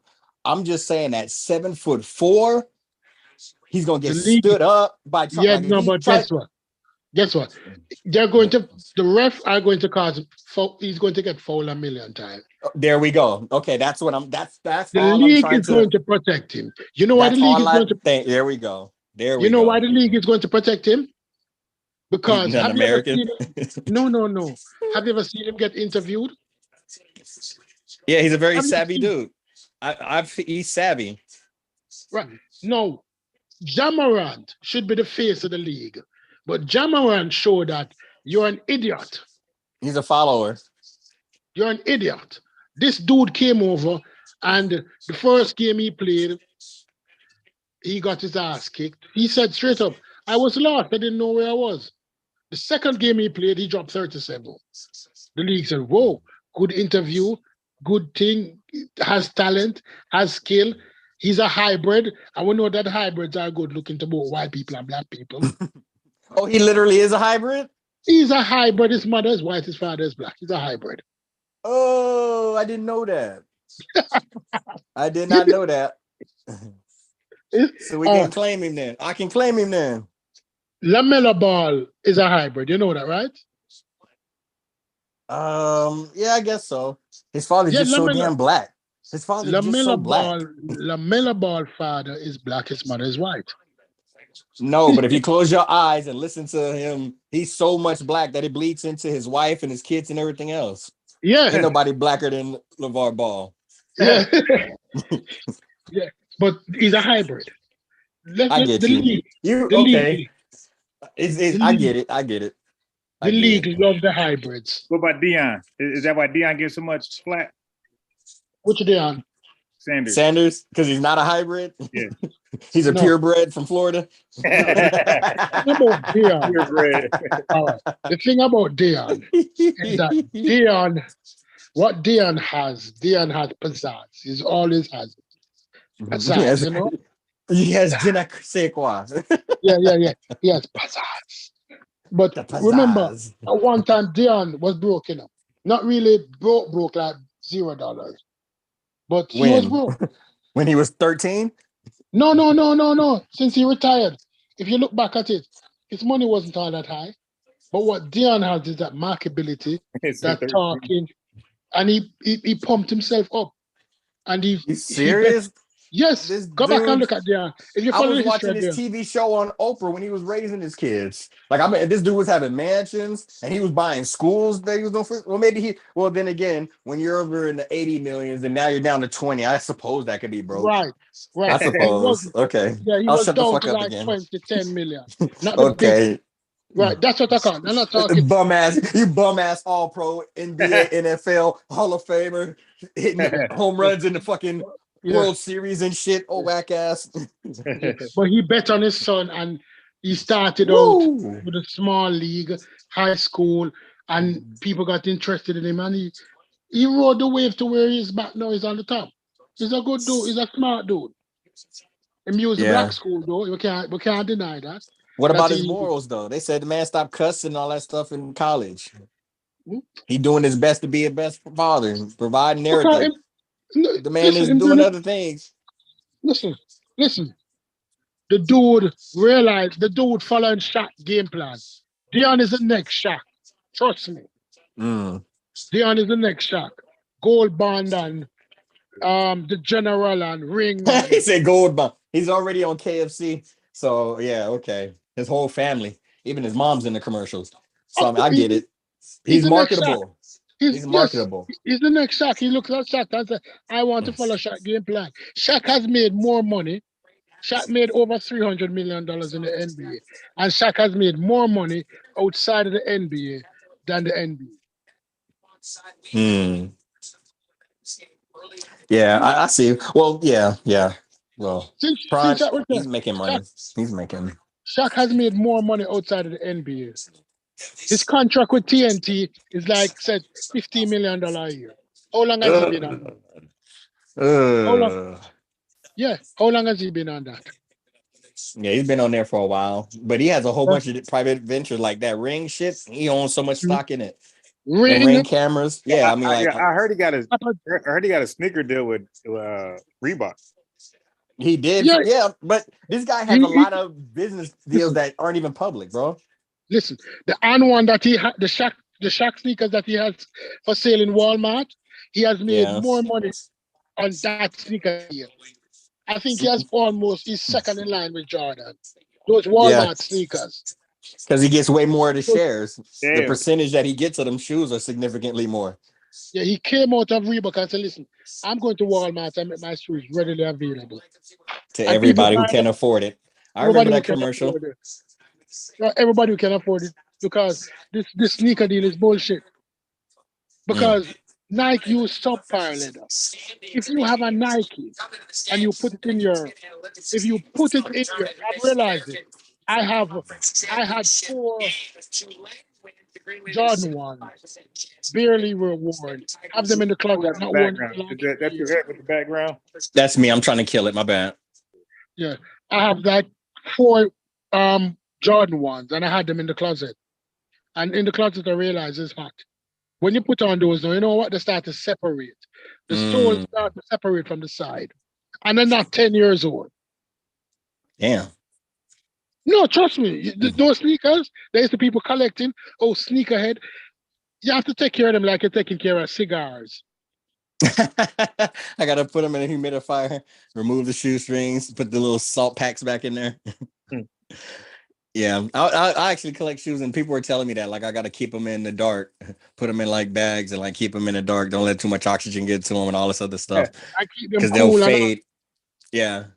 No, they will disintegrate. The bottoms will separate from the top. Sheesh. The glues. Yeah, so when I say that's why I said I'm stop buying all of this Maybe shit. if you buy them Shaq shoes, maybe. No, if you buy the Shaq shoes, you know that they don't last you more than a year or two. A year from wearing. Wow. But guess what? It costs $30. That's true. That's true. I couldn't rock them though. You seen the movie How to Sell to the Black Man? There's no way we'd buy those. Listen, Stephen Marbury. Stephen Marbury was the first who came with it. With the star. I remember. They weren't bad looking sneakers, but we just don't like them because guess what? He was swallowing Vaseline. Like the money. Yeah? We like the money. Did you see that video when he was talking about how to swallow Vaseline? Who? Stephon Marbury. Nah, why wouldn't you swallow Vaseline? I don't even know why you would. He was trying to show, he was doing a video. I don't know if he was out there in China and he was just scooping up 3-finger digging in Vaseline and then just putting it in his mouth, talking about like getting his throat when you have like, I don't know what the fuck. But yeah, that's when I jumped. Yeah, it was before he went to China, but I jumped off of that and was just straight Penny Hardaway. Yeah. Because I had dual allegiance, but yeah, he fucked it up. Penny Hardaway and KJ. He went into the NBA. He was under a lot of pressure. He didn't make it. He got broken, and he said, "Fuck it," and then he left and he went to China. Hold up, I can break it. Let me ask quick questions because I remember when he was in Minnesota and him and KG, and I thought they were doing well, but I don't know what happened between them. And then he came to. And then he went to New York, and then he came to Phoenix because I was at the game, and this dude was just acting wild. Like the coach would tell him to go in, he got mad. Then he went and just sat on the bench or sat on the scorer's table. Then he laid down on the scorer's table. He was like he didn't want to be here. Nigga, I was hurt. I thought we was going. So you're saying that he had some mental issues? That makes more sense. He had a mental breakdown, and then he sat out for a couple of years, and then he went to China, and when he went to China, he was balling in China, and the NBA came looking for him in China and said, "Listen, come back, we get a big contract." And he said, "No, I'll never come back." And he played all his years in China, and the Chinese people love him. And he goes they back paid him big money. And he goes back to China, but he would make more money in the NBA. But he said no, and he goes back to China every year and spend like almost 9 months in China and 3 months in the United States. But he's like a coach over there. He's like a coach or something. I think I saw a special on him. He coached the team to a championship and shit. He's loved over there. Right. You know, they got a statue. They got a statue of Marbury over there. Outside of the stadium that he played, the Shanghai Dragons or Tigers or something like that. Yeah. But he left. He left because. Let me ask you this, Stu Pease. Because I see a lot of times you talk about like gym shoes, they may be a problem. Why do you think gym shoes is such a problem, brother? Why gym shoes? Yeah, why do you see them just a problem, bro? Because they're overpriced. They're robbing us. They're overpriced. Would you not agree that they're overpriced? And the only reason why they're overpriced is because they're marketing to us. They're overpriced. The bullshit. There's this dude on YouTube that cut shoes in half and talk about the leather. There's this other dude that like cut up handbags and tell you how much they're really worth. When you look at these dudes and they tell you that, all right, I bought this bag for $400, but the kind of leather it have, it's like $25 worth of leather, $15 for the buckle. Then they said this bag, the true value of this bag with labor is $75. Yet still they're selling these bags for $600, $700. The overprice. I'm not saying that I'm not a capitalist. But I am No, fair. it just seemed like every time that you get online that you got something against like shoes or something like that, brother. No, It is what it is, brother. We live in no, a no, but capitalistic society, brother. no, but it can we cannot say it is what it is. We can't say it is what it is because all right, if I am selling drugs and I'm using drugs, and let's say I control all the market. Let's say there's 5 markets in my neighborhood, and I control all 5 markets. Do I sell all the drugs under one name? No, I don't. I sell 5 different names of the same shitty drugs and appear to have a competition among myself. So Coca-Cola also owns Sprite. I also own Dr. Pepper. And you from the outside would not know that Coca-Cola is competing with themselves, selling us shitty products, a shitty soda. To say this soft drink is the best, Dr. Sprite. And I say, I don't drink Coca-Cola because Dr. Sprite is better. Not knowing that it's the same fucking company, own the same shitty product, and having us believe that one product is superior to the other. When you know that it's all the same, the Fanta, the Coca-Cola, the Sprite, the Dr. Pepper, all of them is the same fucking mother company. So it allows them to rob the buyer because you cannot demand anything else because everything else is not available. Right? When you look at other people who tried, that's why I had no problem, although sneakers was expensive when they came out. I tried to get one, but they were sold out. The same Lamelo Ball Yeah, because he yeah, was but trying. what I'm saying though, what I'm saying is that when you come on here sometimes, brother, when you and this ain't no debate, brother. It ain't no debate, brother. Are You you know. saying that I'm too? Let's get it out there. Let's get it out. Are you Yeah, saying that yeah, I'm too? yeah. What I'm Say what saying, you're trying to say. Say what you're trying to say. Let's not beat around the when I'm bush. saying Let's not beat when around you the bush. come Because out I here, All promise. right, brother. so hold on, real quick, because we're gonna get to the bottom of this. Let me ask one question to who is this? EB? Yeah, yeah. Go ahead, bro. Okay, my G. And this is Stu Pease. Okay, EB, are you a sneakerhead? Yeah, yeah, yeah. I'm For sure. somewhat, Perfect, yeah, perfect, sneakerhead. perfect. Yep. Okay, for sure, for sure. Stu, are you not a sneakerhead? No, I used to be a sneakerhead. I sent like the last time I sent a bar to Jamaica, I sent like 50 pairs of sneakers. I just packed them Okay, up so and sent you're them back to them. a Yeah, I recovering gave them up. sneakerhead. I Okay, gave them out okay. because I realized that where I had them, they were in a closet downstairs in the box packed up. Like most of them was worn like once or twice. And I realized that Okay. when I got to put them on again, especially Nike, when I got to put them on again, something Hmm. wrong. They're not up to par. I realized Okay. that they're getting damaged. So I said, if I'm not wearing them, why have them disintegrate? Why not just give them away to people who want Okay. a sneakers? All right. All right. So I just want to put that on the table so we have different points of view. And actually you're coming from a point of view that you invested into the sport or to the hobby, and then you didn't like your return on the hobby, and so you don't have the best experience. So Yeah, I don't EB, have what that. did you want? Just because we've heard you, I want to hear his point of view because he's trying to nail down like what's your main contention. I believe I don't want to Yeah. speak for him, So but I want him to get it out. Go ahead. yeah. So my thing is this: is that you can't bring it out as far as just because you had a bad experience with Nike or with Adidas or with Puma that you had a bad experience, brother. You can't teach that to everybody, brother. That's all I'm trying to say. You can't have you can't teach that to everybody, brother. Everybody don't have the same the same experience that you had, brother. You hear me? Can you hear me, bro? No, I'm hearing you. I'm hearing you. I'm hearing you. Yeah, I'm yeah, listening. yeah. Stupid. Everybody can't have the same experiences. You heard? You heard? Everybody can't have the same experience, you bro. I mean, All right. it is it is what it is, bro. I mean, if you had that experience, that's you, brother. But you All right. can't sit up here and tell everybody, Oh man, we can't buy no Jordans, we can't buy no Adidas and this and that. Man, that's being selfish, brother. You Okay. being selfish. All right, let me ask you a question. Since it's time being said, why did you start buying sneakers?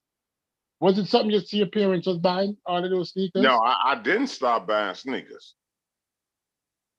You didn't start, you're not a sneakerhead. No, I said I didn't stop. No, then I ask you, why did you start buying sneakers?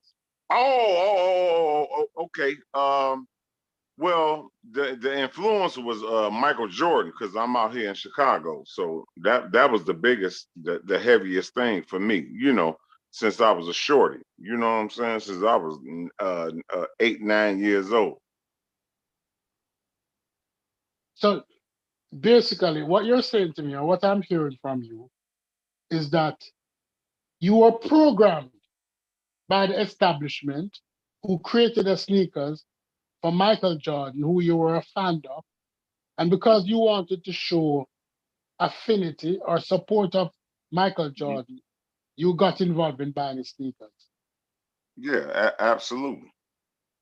So me saying to you that let's remove the programming. Let's not necessitate us having this program inside us that because we support somebody and we admire somebody athletic prowess. Because that's the only thing about Michael Jordan that you can admire, his athletic prowess. I don't believe that you can acknowledge that much more things, although he has given some to the community. He has not given as much. So let's get rid of this programming. Find a different way to say this. You're a fan of this person more than buying 50 pair of his sneakers that will not last 10 years, if not more. Are you saying that I'm wrong for doing that? I'm being a hater? No, you're being a. I'm saying you're not being a hater. I'm not saying you're being a hater, brother. I'm saying that you can't push your values on other people. Just because a person want to buy value shoes, it's not your same value, brother. It's not your same value. So you can't sit up here and say, I don't see why people they do this and do that, and why girls get their hair permed and get fake nails. You can't do that. That's not your authority, brother. That's not your authority. You don't have that authority to do that. That's what you need to know, brother. Stupid. You don't have that authority, brother. I don't think anybody else ever told you that. You don't have that authority. But I'm gonna be the first one to tell you tonight. You don't have that authority, brother. I appreciate what you're saying. I do not have the authority. And I will accept that I do not have the authority. I do have an opinion, although opinions are like assholes, everybody have one. I have my own opinion. And my opinion is this, that I would prefer to be brainwashed by a black person than to be brainwashed by a group of white think tank in a corporate office who came up with marketing strategies that are directly targeting my population as to have them feel good because they're supporting an athlete who is merely a puppet of a corporation, aka Nike. Because Michael Jordan is a puppet of Nike. Michael Jordan didn't start his own sneaker company. And even the Jordan brand that he has, the sneakers are still manufactured in the factories owned by Nike. So, and then even the bigger brand, the Jordans are still owned by Nike. It's like Kanye West is a puppet of Adidas. I'm not saying that I have a problem with black people buying them, but what I'm saying is that we have to understand that the reason why I got into smoking mental when I started smoking is because the marketing was towards black people. And when I started smoking, cigarette was cool. And the coolest cigarette was the menthol, which was targeted to black people. I'm not telling you not to smoke, but I'm telling you that, listen, Your actions, you might think that you are acting on your own, but you're not. You're heavily influenced by white people sitting around a marketing table who devise strategies to sell us garbage at a high point, But see, at a but see, high entry Can I price. pause it real quick? Can I pause it real but, but, quick? but Yeah. you know what? You know Go what? ahead, Pause brother. real quick. Go ahead, Yeah, brother. yeah, my bad. You keep bringing up white people. Why you keep giving up so much heavy knowledge to white people, bro?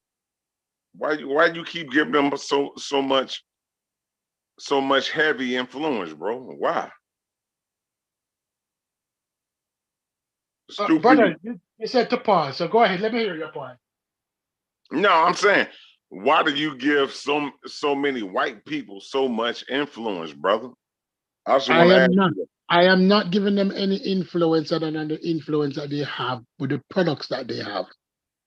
The products that they have are the products that they produce, and the products that we primarily buy in our community are really manufactured by Black people.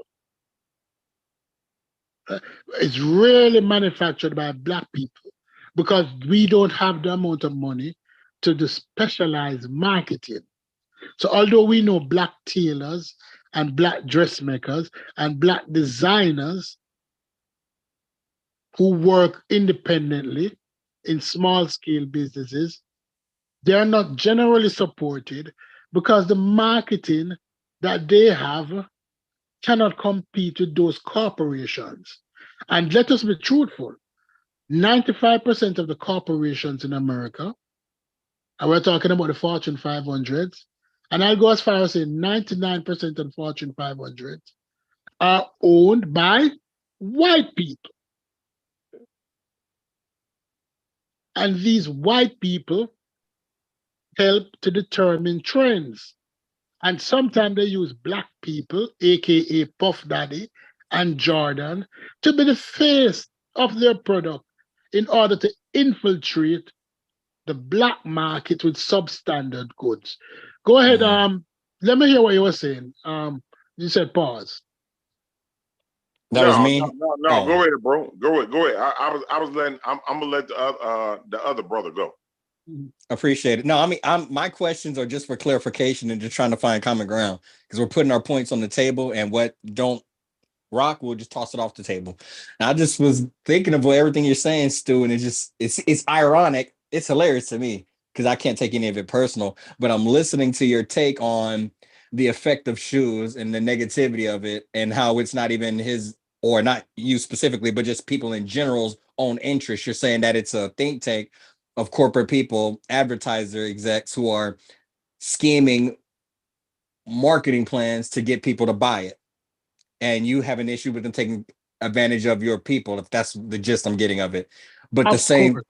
okay, and it's ironic because Bias initially started to talking about the cigarettes and the Yeah. conspiracy against it, and the fact that a lot of people who smoke this stuff, and then you got on saying that it was marketing and people buy it because it's targeted to them, and then you also conceded that you smoke the cigarettes, the kind that Right. you buy.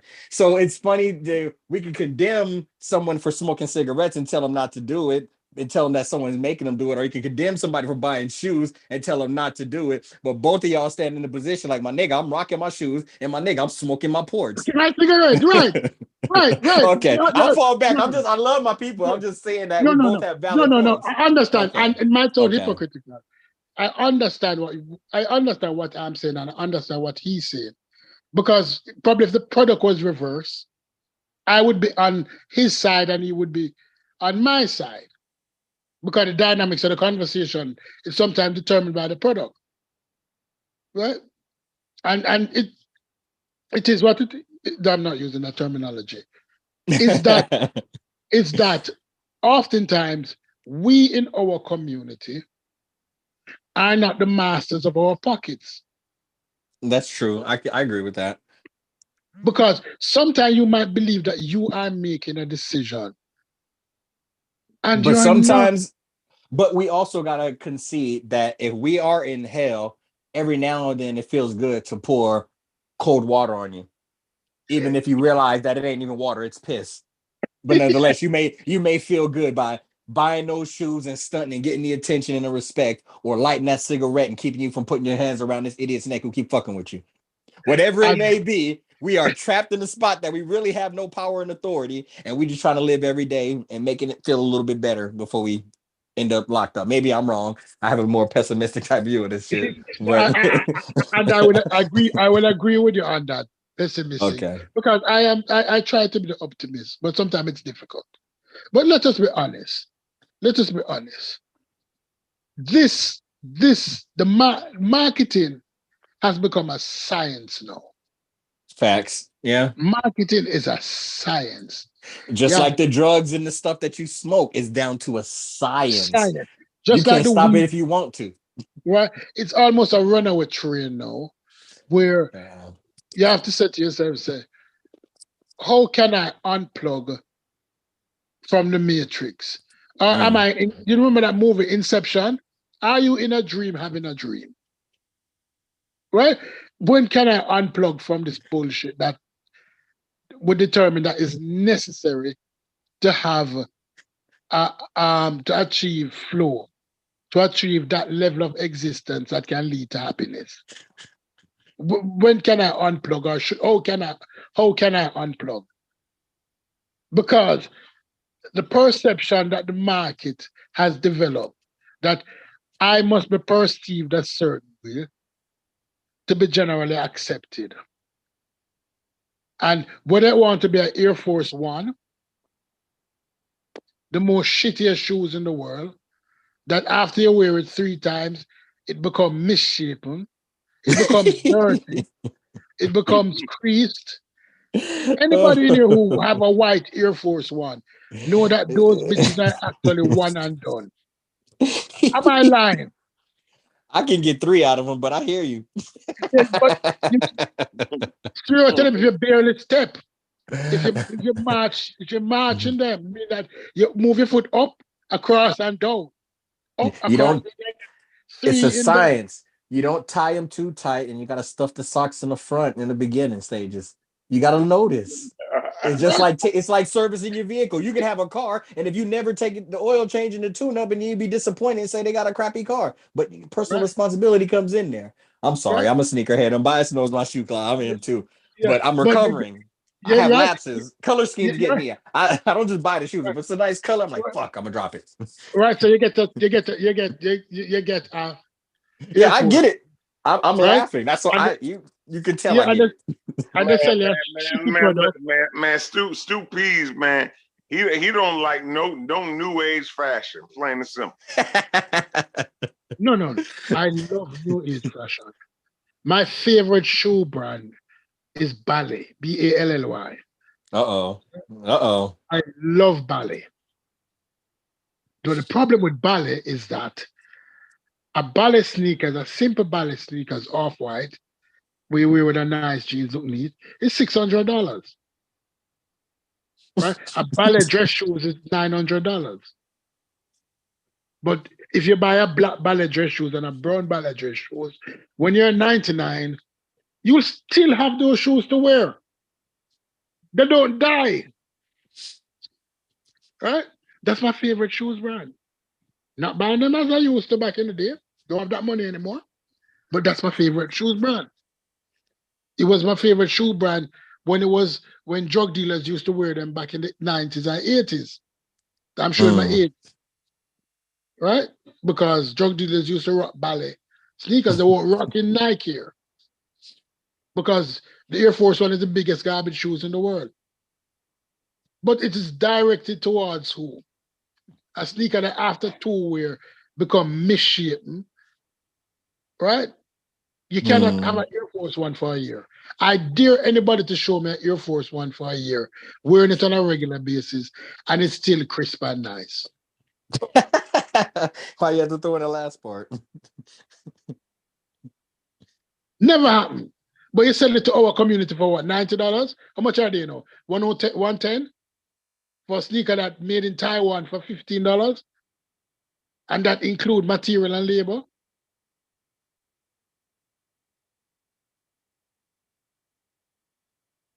Right? And then fuck it. Let me tell you my biggest problem with Nike. what the fuck has Nike done? Sorry to use that term. Between both of you, tell me what has Nike contributed to the black community, which they have taken so much of. What has Nike contributed? What playgrounds have Nike developed in black communities? Over here talking on mute the whole time. I'm like, why they ain't hear me? Yeah. Tell me unbiased. Tell me something that Nike has done for the black community. What scholarships Nike have? They signed the Mamba. They signed the what? Mamba. They saved the black Mamba from Adidas.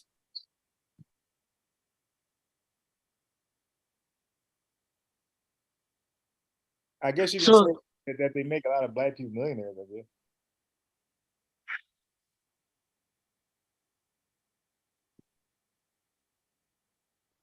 Damn, that's cold. That's cold right there. That's cold. Yeah, you're right. They make a lot of black people millionaires.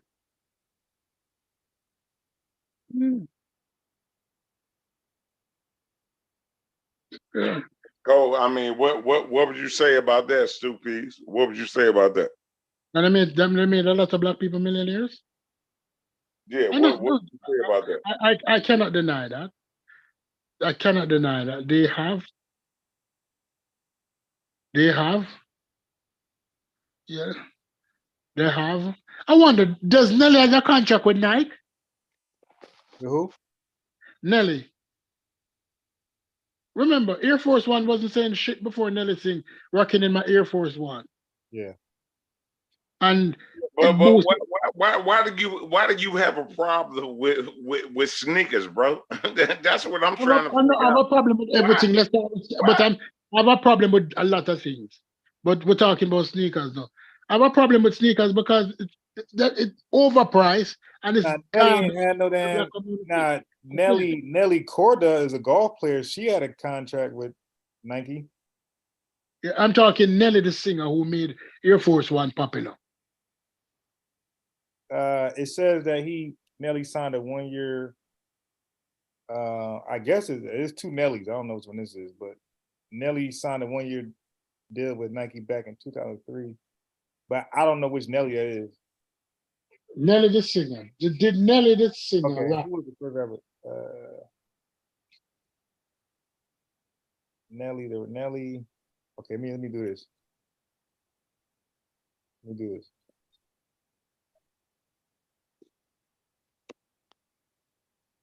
My God. My God.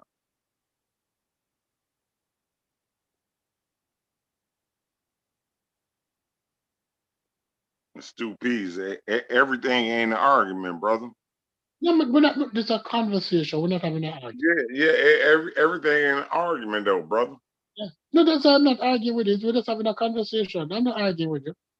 I'm not arguing. We're having a conversation. I have no problem with you believing that I shouldn't have a problem with sneakers. And yeah, I don't think he did. And I mean, well, yeah, I think he did. Yeah, it says Nelly's song. I think afterwards, Nelly's song of the same name received an abundance of airplay and gave Nike free promotion for their shoe. Yeah, so at that time, no. So when he did his song, he had no contract with them. I'm mad as hell because before that song, Nike, those Air Force Ones was like $65 to $75 over here. And then he did that song, they went to like 130, they went double. Yeah, he made them money. He made Nike billions of dollars. It went double, man. And like, it was hard to buy for that. Like, you couldn't even, it was always sold the hell out.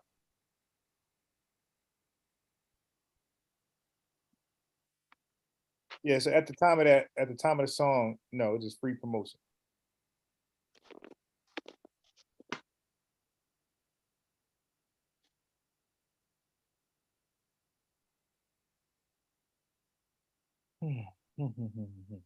Hello. Yeah. Yeah. I'll let y'all go. Go ahead. No man, you can't go. You can't go. Yeah, no problem. No problem, Stu Pease. Go ahead, bro. Go, bro. So so in other words, you got these rappers. who are like Biggie Smalls and with Versace. You got Gucci Mane. These guys are doing what clothing companies hope they do. You know, they're hoping they give them free promotion. They're hoping a rapper gets super big like Drake, and then shout out their clothing brand for free. Increase those sales while they don't have to pay you one dime for that. So then you come behind them and say, "Hey man, I'm Drake, man. I made you this money. Give me a deal." They like, "Man, shit, it's already done. Now we'll give you a deal, but it'll be nothing near what you think it's gonna be." What's the rapper who did sing Soldier Boy? Soldier Boy wear this Gucci headband so much that it's stretched out, dirty looking Gucci headband. Because him say want to have on a Gucci headband.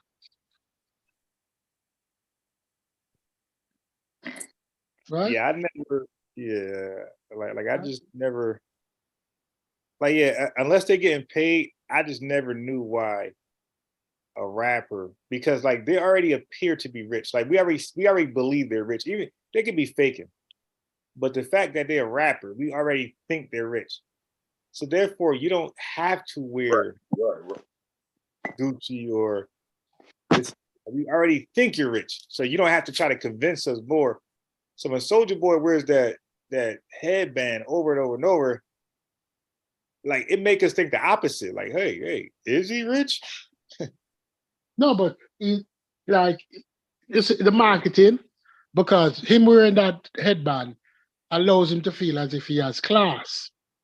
You wearing that Nike allow you to feel like you're special. That's the whole thing about it. Yeah. Yeah, but what I'm saying is that like some people are just pure businessmen, and they will consult with these companies first. Like, hey man, I got a certain stature. Gucci not giving Soldier Boy any money because they would never have allowed him to wear that dirty headband so many times. Then that's when you got, so those are the true people who should boycott, not us, but the people who are trying to get deals and contracts that can't get anything with us. Those are the main ones that should be boycotted. Like, you know what? Let me get the hell out of here. I ain't wearing that. Reebok came to 50 Cent and gave him a deal. What was the name of those sneakers?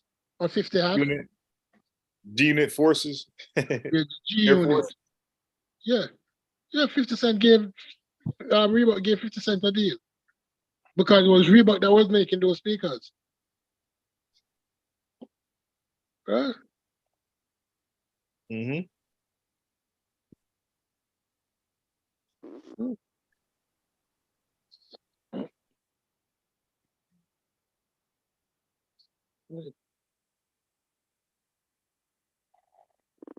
Like all Kanye West garbage sneakers, the one that he had, the one that was made out of the plastic material like where you make bead slippers out of. What was those names? The Yeezys. Yeah. The last Yeezy he had, those foam material, the biggest garbage. That is literally rubbing I no never had a community. pair, but like I asked people that bought them, they said they were comfortable. That's the biggest robbery to the community. Hell no. $20 worth of plastic for $600. How much were they? It was 600. I think 600. It was 600. Yeah, 600 for $20 worth of plastic. Those were, what do you call those sneakers that they sell in the mall? Those slippers that they sell in the mall. What the name again?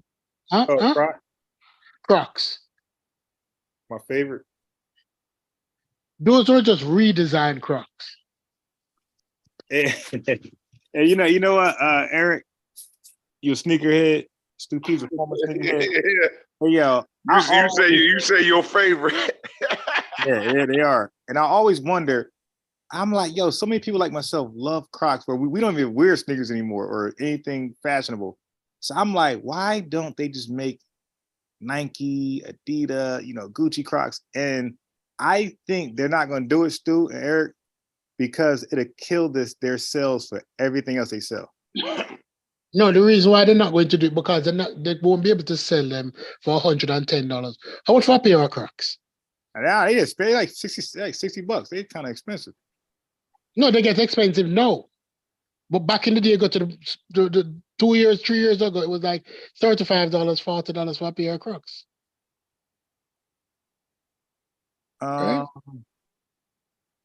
Now I think 2 years ago I bought mine. I think they were like still $50. What? Yeah, because I remember I bought not just me, I bought for 3 other people, and that shit came up to that shit surprised me. Like, how much? Like, damn. For plastic. For used car tires. Yeah, but they are so Comfortable. not just comfortable, but they're so convenient.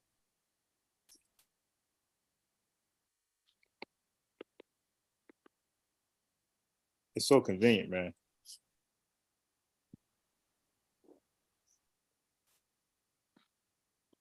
Yeah, I'll be running with dress pants. Like I wear like a little button up dress pants and my Crocs.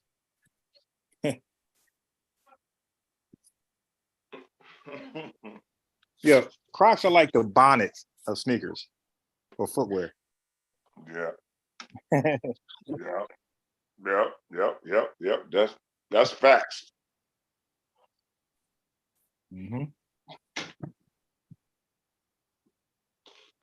Stu Peas, you gotta quit. You gotta quit arguing, bro. No, I'm not arguing. I told you that I wasn't arguing. So don't put that on me. Everything ain't an argument, brother. No, we're here to banter. Everything ain't an argument, brother. I've been where you at, bro. I've been where you at, brother. I am not Everything ain't an arguing. argument, bro. No. When you come on here, if I'm not having a discussion where we're bantering off each other, but this is not church. Unbiased channel is not church, where he's the pastor and I'm the choir. Sometimes we agree and sometimes we disagree. He agrees that sneakers are good for the community, and I disagree. You side with him, that you agree that sneakers is the best thing that ever happened to the African American, and I think you disagree. It don't have to be an argument. The best fashion, you're saying is the best fashion statement that happened to the African American is sneakers. Yet still, if you have a group where they want to be, let's look at all the groups. Let's go as far back as hey little pretty one, and who sang that song again? That group. Well, let me ask you this. No. What's your group, brother? What's your group, brother? No. Let me finish the statement. Let's go all the way back to all of the black groups, Shy Lights, everybody. When those men came out on stage, immaculately dressed from head to toe in shoes. Let's go back from them and let's go to Jodeci. When Jodeci came out, immaculately dressed. Sometimes they may have on Jodeci boots, but most time they have on shoes, immaculately dressed. Nobody can deny that. Jodeci wasn't coming on stage in any worn out fucking Air Force One. And they were sharp looking brothers and they were hood brothers. Boys, they may have wore sneakers 1 or 2 times, but most of the time, sharp looking brothers. When sneakers came into the community, all of a sudden, the jeans had to drop over the sneakers. So the pants had to fucking sag. Sneakers and saggy pants go together. Sagging and shoes don't go together. I've never seen a dude in a shoe sagging. Well, where you from, bro? Where you from? I'm from Jamaica, but I've lived here. Have you ever seen a dude in a pair of dress shoes sagging? Have you ever seen a dude in a pair of dress shoes sagging? What's your history and your background, brother? In terms of, I used to do road and I stopped. You used to do what? Forget that. But my background, I'm Yeah, a dude from a what's poor your community. background, bro? What's your I'm background, bro? Jamaican. I'm Jamaican. I'm Okay. Jamaican. All right, go ahead now. You a Hebrew or what? Are Or you what's mad? None of those. No. I'm a realist. I believe in realism. realism? Realism is So that means he's down with what's the dude name for Sarnetta? Larry. yeah. Larry. Yeah. Brother Larry. I'm a realism is it. I'm a realist. Okay. You're a realist? Yeah. Oh, okay. Mm. All right. I just wanted to ask. I call things based on how I see them. If it's good, I call it good, and if it's shit, I call it shit. Right? Now tell me now, have you ever seen a dude in a pair of dress shoes sagging? Have you ever seen a dude in a pair of penny loafers sagging? And black people used to rock those fucking penny loafers. I know that you had a pair of penny loafers. Yeah, am I lying on you? They're actually the best. They're actually the best. Like those type of shoes are my favorite. Like not just penny loafers, but anything designed like them are my favorite. The Michael Jackson type shoes. Right. I know that we used to rock them penny loafer. Eric, go in your closet now and show me the penny loafer. If a lie I die, I can bet you $500 that you have a pair of penny loafer in your closet, and you cannot lie. Am I lying? Have you ever seen a dude sagging in a pair of penny loafers? Hell no. No, man, that's a good. You know what? You know what? Stupid, man, that's a good ass question. Hell no. You have never seen it. Never seen it. Every black man above the age of 40 have a penny loafer. Still have one. Hell no. You have to laugh because you know that if I bet you and say, open your closet and show. That's a good ass question. No, that's a good ass question. You have one.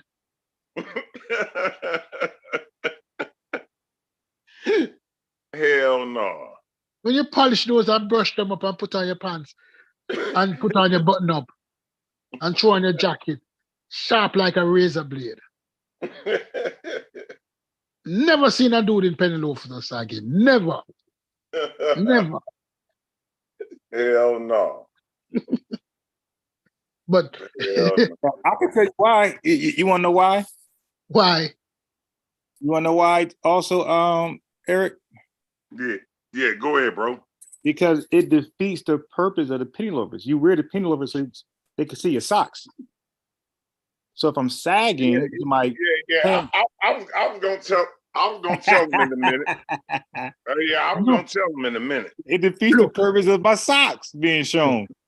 The other thing too. Let me tell you the other thing too. That's my main reason wearing penny loafers. The socks. When you put on a pair of penny loafer, your mentality is different than when you put on a sneaker. I dare to disagree with me on that. Get dressed in a pair of penny loafers and walk out the house. I get dressed in a pair of sneakers and walk out the house. And I can bet you that your thinking is different when you have on those penny loafers. You're about business. You're about business. A pair of penny loafers is about business. It's not all the fuckery. I dare you, Eric Bond, to put on those penny loafers and see if you don't have a different mentality than when you put on the sneakers. Yeah, I think Michael Jackson guys all wearing penny loafers, man. even when you rock them with jeans, even when you say, all right, let me casual them up. Let me put on a nice pair of jeans with these. Oh, yeah, no, you're not sagging with them. You're not sagging with a pair of penny loafers.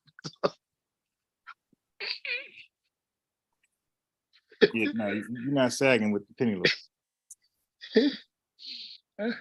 Your jeans have to be the right length, right fit, your penny loafer, right? You have on a nice shirt. You're not going around the corner. You're not standing on the corner in a pair of penny loafer. You're going somewhere. Right. Anytime you put on a pair of penny loafer, it's because you're going somewhere. You don't put on a pair of penny loafer to go nowhere. You put on a pair of sneakers to go nowhere.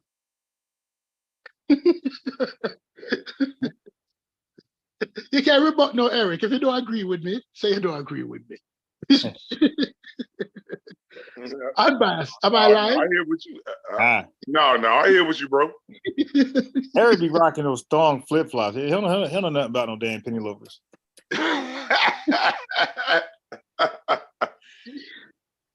Man, you stupid, man.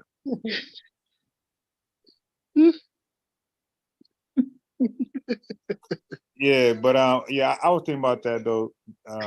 That uniform, that universal uniform that the Nation of Islam did had gave black folks some type of dignity again. You know? Yeah, I think we're like just wild right now. We're wild. And we're wild and we're up for the taking. That's why the science is applied to the sneakers, the liquor, the cigarettes, the marijuana is all there because we are just for the taking. And that's why we got to stop saying we, because there is no we. It is you and I and a couple others. That's it.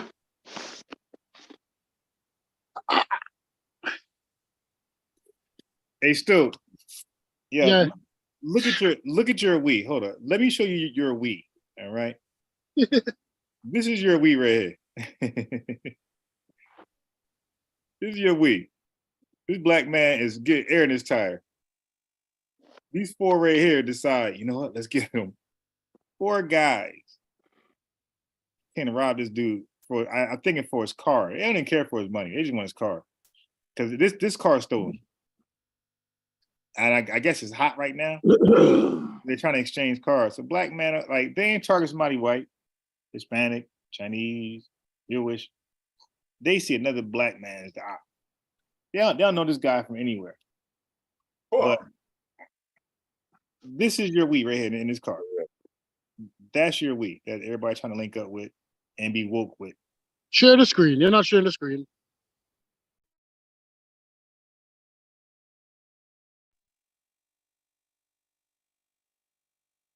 Yeah, I am sharing it. You can see it. Oh, okay, hold on.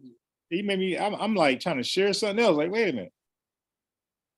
Oh yeah, I see it now. Sorry. Yeah, this is your we right here. These 4 super predators in this car right here getting out to go possibly kill this black man just to joyride his car. This car is stolen. So I'm pretty sure that they got this the same way, gunpoint, and they're going to get his car. So this guy is actually armed.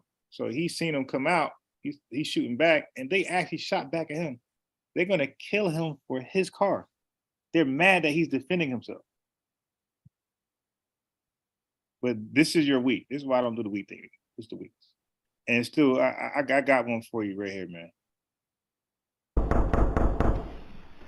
Sheriff's Office.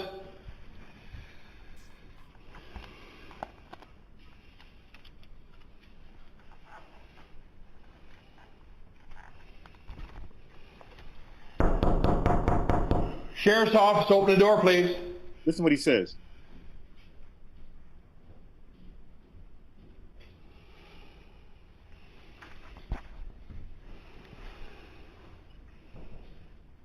What can I help you with, sir? Open the door, please. Sheriff's Office. What can I help you with, sir? What can I help you with, sir? I have eviction papers, sir.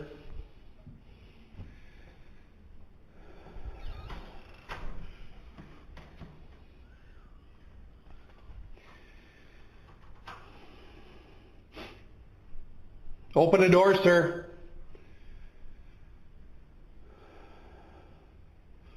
You want to just leave those papers at the door, sir? No, sir.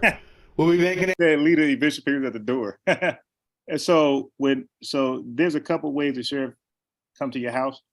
One to serve you, and the other time is to remove you. So that means that you are far past your court date. That means your court date was already sent to you to handle your eviction. So now this is a removal. This is no longer talking. Right. So this is the other time they come to your house is to physically remove you. Like there's no more talking. Like you don't. This how you're now trespassing. So when they come like this, there's no talking. You're trespassing. Okay. Even if the home you used to own or rent, you're trespassing when they come like this. So they can arrest you for trespassing. All right, watch this. Entry in just a moment. Please open the door. You don't have permission to have entry, sir. You got a key? You don't have permission to have entry. So this is the guy, I believe, owns the place. So he asked him, do they have a key? Yeah. Are you sworn in under? He said, are you sworn in under oath? All right. So now you know what you're dealing with right now, Eric and Stu. A black man dealing with. Are you sworn in under oath of office? Yes, we are. I have a judge's They said, yes, we are. order, sir. I got the judge order. Now, this guy barricades the door. Now, I want y'all to pay attention. They barricade the door, okay? So now, you probably thinking like, okay, this dude is there by himself, ain't no kids, ain't no grandmother, because they would have unbarricaded the door and got the hell out of there. Watch this. Sheriff's office. Let me see your hands. Hello, man. Look at this. There's somebody there. That's his mother. Still, that's his mother. This dude talking that Moorish stuff. This is his mom. Dude about 35 to 40. He's home, got the door barricaded, and his mama's there. She might believe in that stuff. He might have got it. All right. Yes. Where is he? Bring him out now. He's that way. All right. It's a nice house, pool table. So I don't know what type of eviction this is. This could possibly be where he's staying with her and she can't just kick him out because he legally has, residence there. So she has to go to the courts to get him out. So I'm thinking that she had to go to the courts to get him out that way, evict him that way. Or balcony. No, he's got the door locked. 10-2. Open the door, sir. Open the door. Are you sworn in under oath of office? Yes, we are. He said it again. Are you sworn in under the oath of the law? They're like, yeah, okay, that's the only requirement. Yeah. So, man, we have eviction. Yeah. So this is not this, what they will call this now? Possession, like how they have this. They're not driving, they're traveling. Oh yeah. So this is I forgot adverse possession. I think it's called something like that. Yeah, but this is mom crib, so he got adverse possession on his mom crib. This guy's wild. All right. Paper. Okay. Open the door, sir. I have not had my day in court. That is not my fault. I had my day in court. Still, Eric, that's long past. Like he got a court notice already. These people, they don't respond to them. They like even like the people who drive it out, they don't respond to these court notices. That's why they even have warrants. So he been had it. He just ignored it. And this is the next stage that he wasn't aware of. Open the door. My question to you is this. When you put the police in this position, they don't know if you're a threat, if you're armed, they don't know any of the shit like that. And based on your action, you look this is very suspicious now. You put you intensify the moment, and the moment become very tense. Yep. Because they don't know what you're doing. Right? They don't know what you're doing. No, you're putting everybody's life at risk.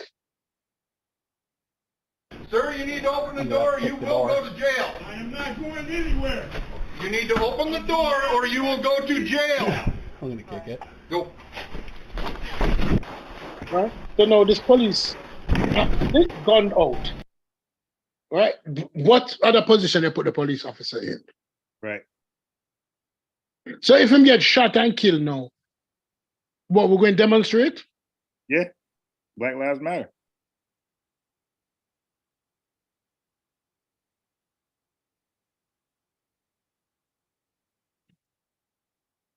All right, continue.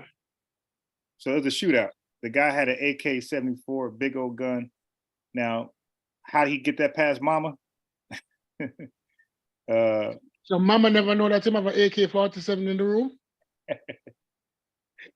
Oh my God. Of course she's seen that thing in there. So she shouldn't tell. Huh? So everybody, she put everybody at risk then. Yeah. And she didn't even tell the officers. She didn't say, yo, he got a big old gun in there. Yeah, she just, so look at the result. Ready? Stick them right to that. Back it up. Corporal Nord sustained a non-fatal gunshot wound to the upper right leg. Officer Hulte suffered 3 gunshot wounds. The gunman sustained non-life-threatening gunshot wounds. All 3 were transported to All True Hospital. Officer Cody Hulte was pronounced dead upon arrival at the hospital. Will live in our hearts and our minds. Rest in peace, Cody. We've got it from here. He is survived by his wife Mandy and their 10-month-old son. Officer Hulte was posthumously awarded the Medal of Honor and the Purple Heart. At trial, Salama Pendleton was convicted of 2 counts of murder and Some of a place to live now for the rest of their life. Yeah. This dude. 2 counts of attempted murder. He was sentenced to life without parole. So, by the way, do you know what happened to his mother? What happened to your mother? You shot her too, by mistake, with that big old gun. She died? Yeah. So my question, when the police come in the house and they realize that he's in the room, and she realized that he's in the room, why they didn't clear the house? You talking to me, bro? Yeah, why did the normally should have cleared the house? Meaning that everybody leave the house. I mean, everybody got to clear the house. I mean, that's just police. That's just police procedure. That's just police procedure, brother. What reason would they have to kick her out of her residence? Yeah, the reason why they would have is just police procedure, brother.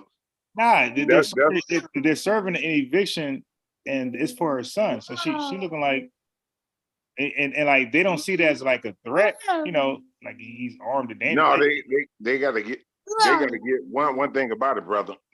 They gotta get everybody out the house, brother. They gotta get everybody. They gotta clear the career, brother. No, I don't think that's police procedure. The mere fact that he's bombarding himself somewhere in the house, I cannot see him.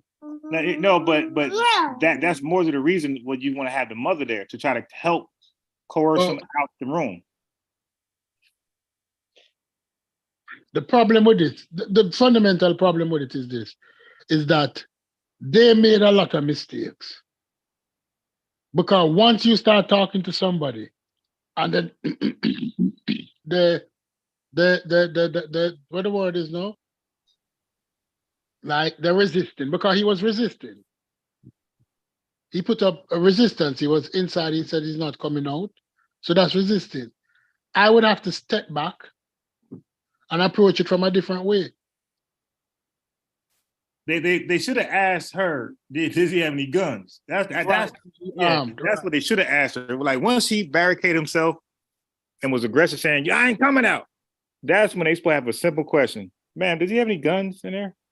Like normally cops will ask that question. Because they plan on coming in.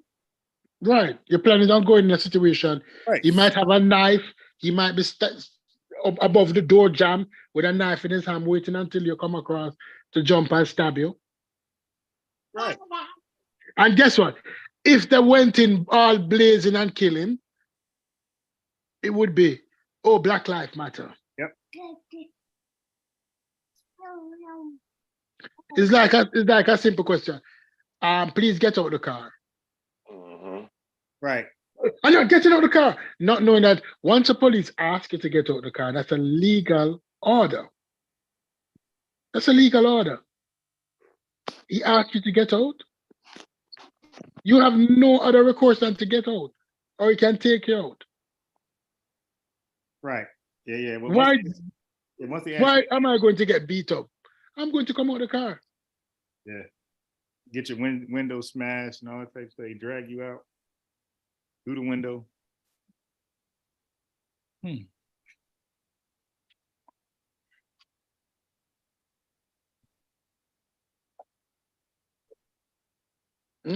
But oh, Lord. Listen, Eric, everybody wants to go home. what you think about that, Eric? You know what? It's it's a dicey situation because once you look at it, you can look at it two ways. You can look at it as Black Lives people Matter. they'll say people would say, well, it's no rule for you to go into the crib, but at the same time, if he has evidence, he can go into the crib. No, he had a court order. He had an eviction. Yeah. That's what I'm saying. Yeah. So he can go into the crib. Yeah. Right. Yeah, Yeah. What's y'all thoughts about that? Yeah, they could have asked her, like they could at least asked her, hey, you mom, you get out. You know what I mean? Like that's usually a common question when a guy's hostile. Hey, you want to get out? And even the guy with the key, like you see, he never went in. He was by the door the whole time. Right. You crazy ass nigga. I ain't going there with them.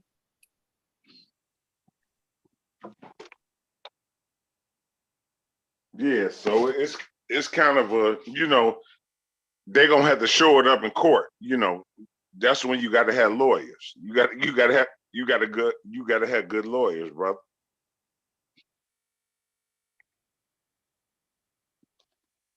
Well, my man usually represent himself. He comes in the what they call it, the straw man. Like he represents the straw man. So, he ain't trying to get counsel. He is the counsel. As a matter of fact, they don't got jurisdiction over him because his Nation signed a peace treaty with America back in what's that 1720 or some shit like that. Yeah, so he don't need legal counsel. But that's another case that I've been talking about. Like these parents be having this high tolerance for their no good sons. So you don't need legal counsel. Listen, I won't agree with you with that. I'm not going down case that I've been talking about. I am not going down having this high tolerance. Yeah. Listen, I'm not agreeing with you on that. I'm not agreeing with you on that. All right. I'm not agreeing with you on that one. All right, go ahead. Tell me what you think. I'm not publicly agreeing with you on that one. Listen, we love our children. Hey, shalom, brother. Yeah. Where you going? No, I ain't going nowhere. I'm just saying shalom, brother. Yeah, shalom. Yeah, we love our children. I will always believe that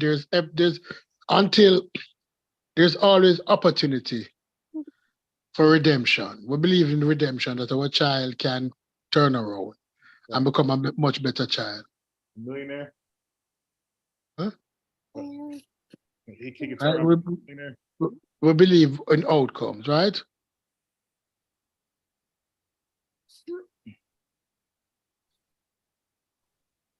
Yeah, we believe in that. So therefore, nobody wants to disregard and throw away the children. Nobody wants to do that. Right? But the problem is that sometimes Dr. Omar, what Dr. Omar said, some of you have to go away for good. You got to go out there and kill some of them. That's what he said. Yeah. Yo, we got to get out there and start putting work in. We got to start drilling, yo. No, we got to start stepping to them, man. We got to become steppers.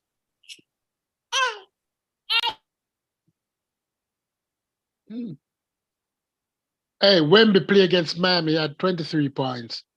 The dude is a monster. It's a much better game, this game.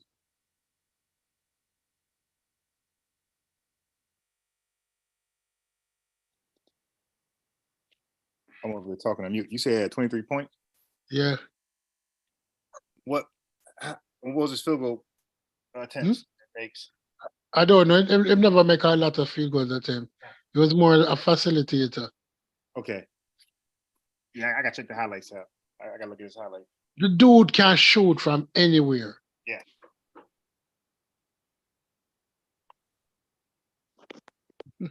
Yeah, I like him. I think he's a big threat. If this dude stay healthy, Oh wow. this dude is the new star of the league. This dude is the new star. The NBA is going to put his face on everything. Oh yeah.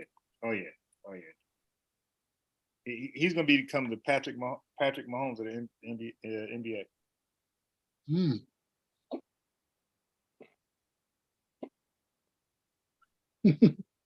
And he's a hybrid on top of that. Oh. Yeah. And you know what's funny? Like, I'm supposed to be mad at Sexy Red because what she represent, but I'm actually not. You see her sex tape? Yeah. So now look real quick. I'm supposed to be mad at her because what she represent, but I'm actually happy. I'm like, damn, about time, ain't no damn hybrid represent, black women, rappers. Like we finally got a regular look. We finally got a regular black woman. Everybody's a hybrid, or damn near look like one.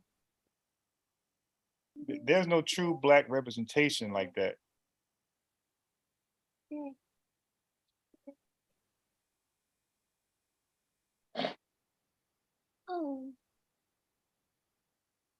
Man, how old is your shorty now, bro? He's gonna be 2 next month. Oh yeah, man. Man, I remember when I was just looking at a picture of my sister. She sent me my niece. Yeah. Man, bro. He sound like the same side. That's what's up, bro. Yeah, this dude a handful. Man, that's what's up, man. You've been doing your thing, brother. I want to tell you this, bro. Just to be real walkie-talkie, bro. Man, I appreciate, bro, everything you've been doing with your son, bro.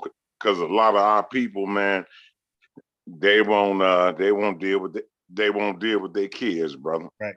Yeah. Thank you. Yeah. That's true. Yep. That's real walkie-talkie, bro. And just keep in mind, he's not one of those kids where I go to work for 8 hours and he's at daycare the whole time, and then I get him finally, and then Smells watching. There's no daycare. Like he's with me. Probably would. Oh yeah. I know when you talk to me. When you talk to me, bro. Yeah, about 20 hours. You got him all day. When I go to the gym, he's at the gym at Kids Club. Yeah. They got a kids club at the gym, so he's there. Yep. I already know what you on, bro. I already know. Yeah. That's why I just wanted to, let you know, in front of the world, bro. That's real walkie-talkie, man. And this is why I know firsthand, like, ain't no woman raising no boy, because correctly, like, I mean, they could do the best they can, but it's not going to be enough, because I don't know how most people train their boys how to potty train, but because he watched me, he only potty train got peeing standing up. Like, he doesn't sit down to pee. He stands up. Now I ain't do that on purpose. I try to get him to sit down. Like I was told to train him, but he watched me, and his first time peeing in the potty was standing up, and he never sat down. He always stand up and pee in the potty. So He's peeing right now. I just said it. Yay. He's peeing right now to probably stand up. So Yeah. if a woman's raising a boy and she's training him to pee, of course she's going to sit down and pee because she's sitting down peeing. That's the example. Listen, I had a friend, even in adulthood, he used to sit down and pee. I one day, like, we went to the gym and I saw him sitting down and peeing. And I said, dude, what are you doing? I said, dude, don't do that around any man. Stand up and piss. If you piss up the toilet seat, wipe it up, but sooner or later you learn to piss straight. Yeah, I'm saying, but most likely he got that from his mom. Because the kids mirror. Too much women in the house. Yeah, the kids mirror what they see. And the women are, they probably have to let them in the bathroom just to keep an eye on them. So he's watching. So he, naturally, hey, let me sit down and pee. Like, that's just, you're gonna do. And look, think about this. Like, he's putting on my Crocs. So those are male Crocs and my sneakers, male stuff. So if I'm a woman, he's putting on my pumps. He's putting on my thong, flip-flops. If I'm a woman. So like, this is what they're gonna do.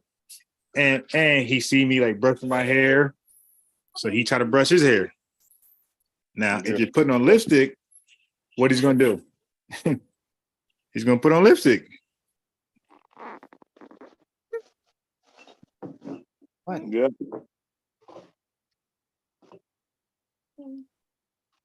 Yeah.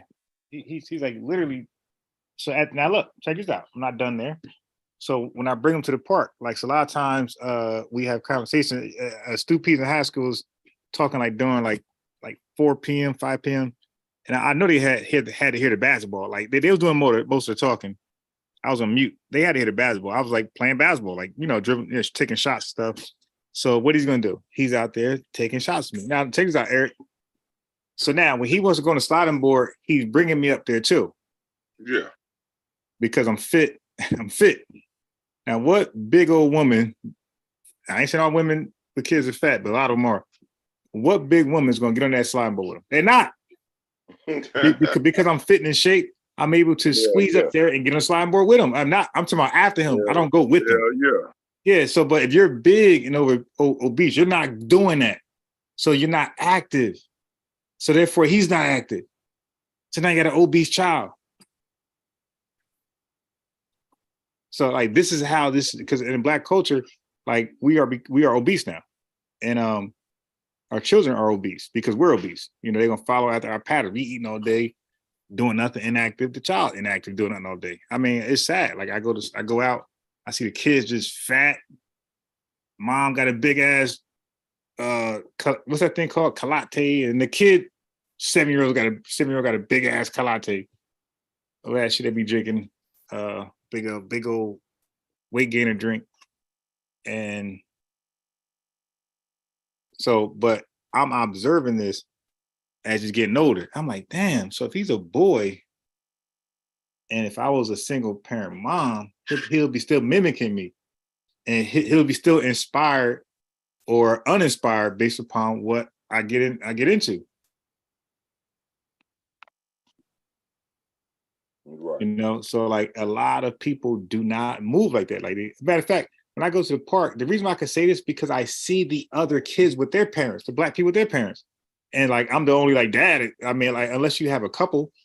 So sometimes you have like a Black couple who bring their kids there, but most likely it's gonna be one parent. And like, I'm the only male parent with the child, and all the other parents are women, and they're big. So I'm not like stereotyping or picking or shaming when people want to play victim. I'm saying I'm looking at the parents. They're obese, and their kids are not as active as mine because the parents are not going to play with them as much because they're fat. So all you want to do is just sit down. Right. And even the kid, hey, go play. And the kid like, yeah, I'm gonna play with you though. Like that kid playing with his father.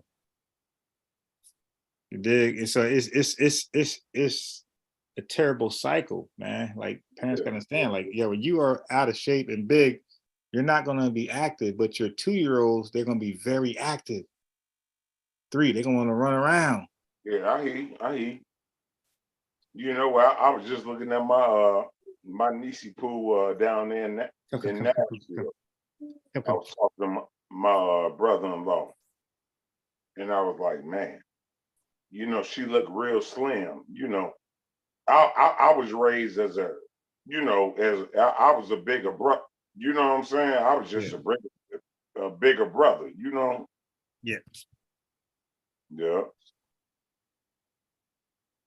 But yeah, I was just listening to I was just looking at my niecey poo last night, bro. But go ahead, bro. Oh, well, Stu P's on mute.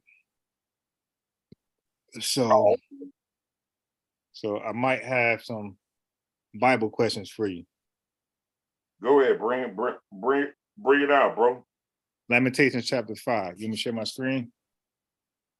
All right, let me see something. Hold on. You think you slick with this Hold on. Bible. Hold on. I'm sharing my screen.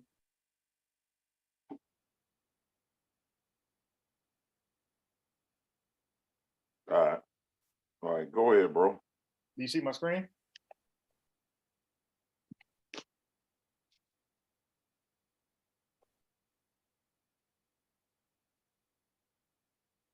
Yeah, the watchers, 2 people, they're slick. They're out there watching that Dion game. All right, go ahead, bro. Okay, so Lamentations 5, chapter 1. It says, remember, O Lord, what has come upon us. Consider and behold our reproach. Yeah. I'm looking at it right now. But verse 2 is a verse I want you to pay attention to. He says, our inheritance is turned to strangers, our houses to aliens. So Israel inheritance could turn to strangers?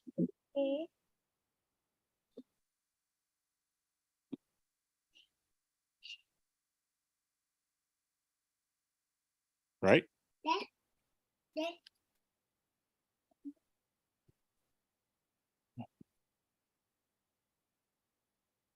So in other words, what God promised to Israel, that can be short-lived by their behavior, and it can be turned aside to strangers instead in their place. Okay. Yeah. So in other words, like Israel is special, but not to any degree, for lack of better words. Like Israel, when you look at, okay.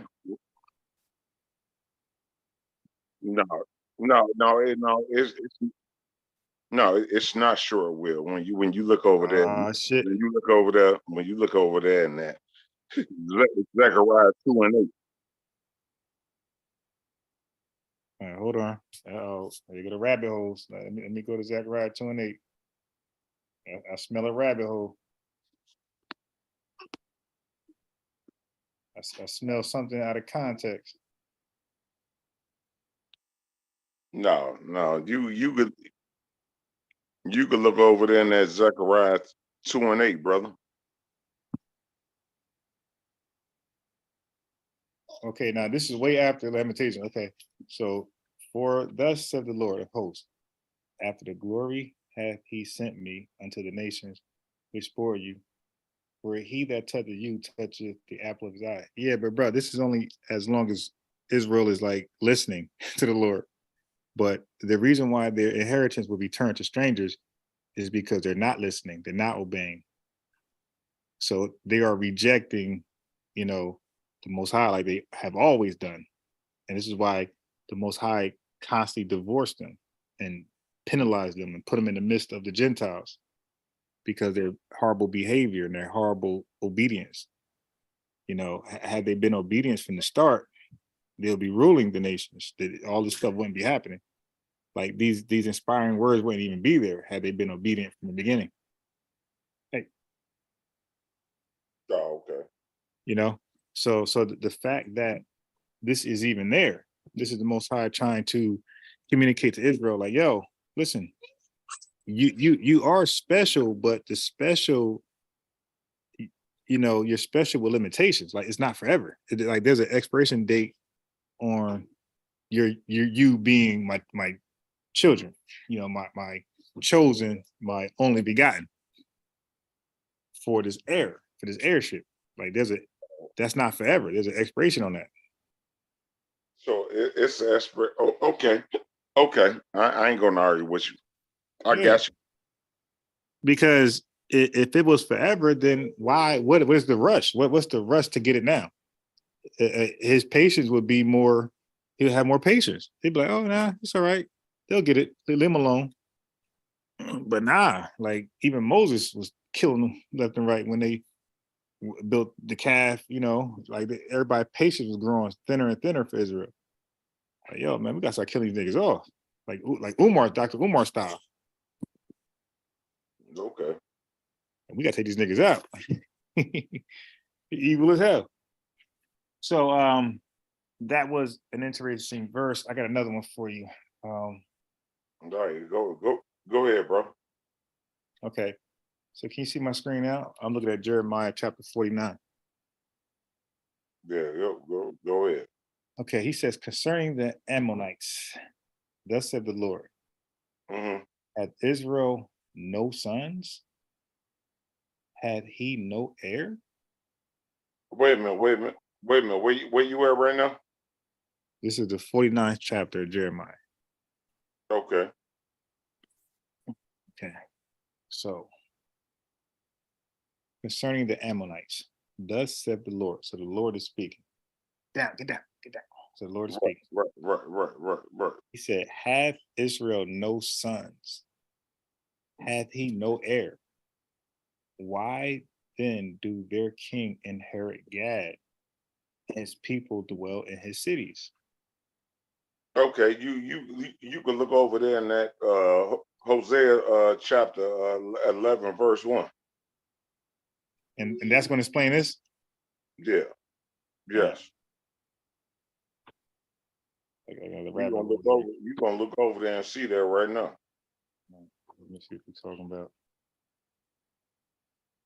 You're gonna look over there and see that why the Most High, that's why he made us a unique people.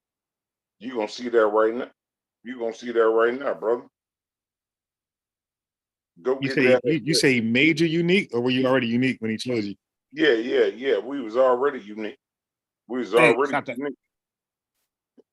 Okay, so when Israel was a child, then I loved him and called my son out of Egypt. So hold on, pause. Read that slow. Read that slow for the people that's on the panel. Read that slow. When Israel was a child, then I loved him. She said, then I loved him. So that's like past tense. And okay, read that. Okay. And he said, what? You was unique? No.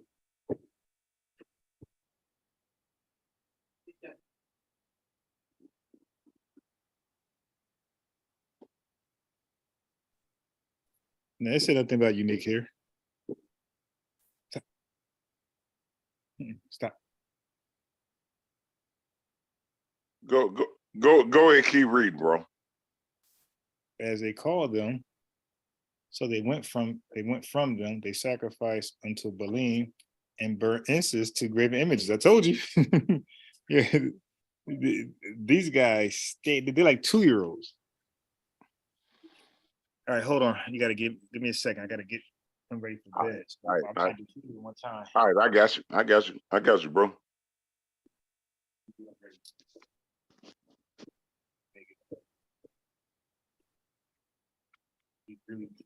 He's really unbecoming right now. Let me get him a milk and laying down, and he'll relax. Yeah, I got you. All right, hold on. Let me just get his milk. 1 second.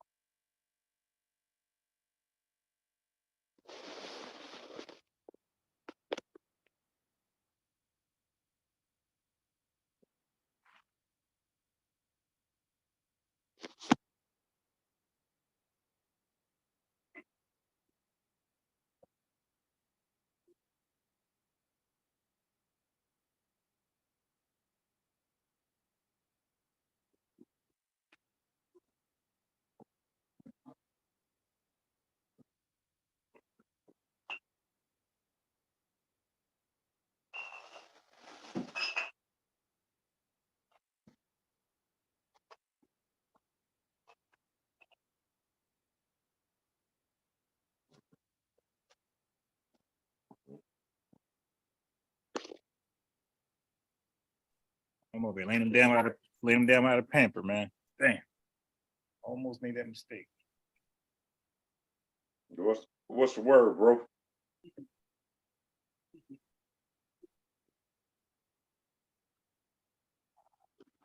What's the word, bro?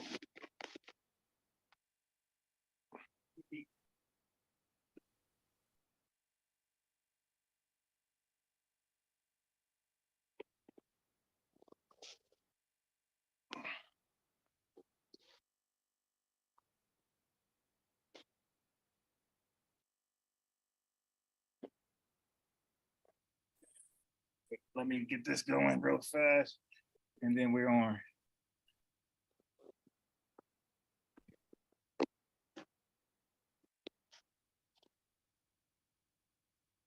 I'm gonna read this verse that supports me.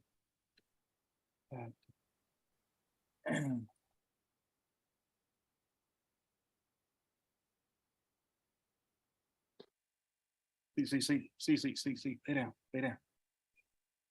Sleep. All right. Here we go. All right, so I'm all set, Eric. See, you ready? Where you go? All right, what's the word? What's the word, bro? Yeah, so did you answer my question? Okay, what's the question? So the question is, are you familiar with the first king of Israel? Yeah, go ahead, bro. It was Saul. Do you remember how Saul was appointed king? No, I don't think I answered it, bro. Yeah, so Saul was appointed king by the Most High, right? He was, I think, what tribe was he again? I forgot. Let me see.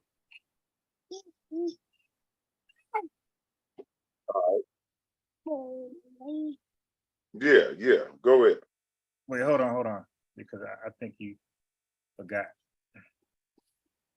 All right, so Saul, I'm trying to remember what. Okay, was he Ephraimite? Yeah, Saul was an Ephraimite. Okay. No, don't do that. Don't do that. All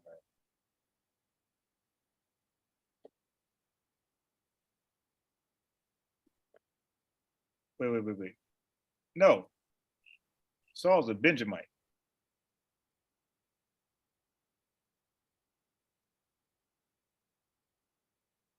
Saul's a Benjamite.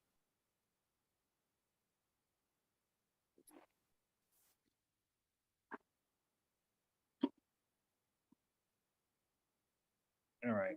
So, did you catch the debate earlier?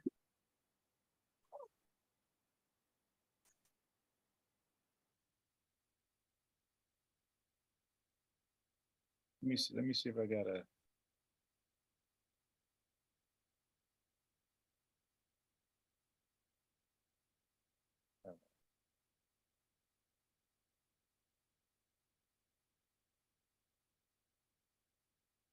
No, I didn't see it, bro. I didn't see it. All right. So he's supposed to be coming back on. So I told him 9 o'clock. Well, I did say I said 10:30 actually. So now this guy is a headache, man. He's a headache. But the fix is in. All right. Okay, hold on. All right, let me. Oh, this guy's a headache.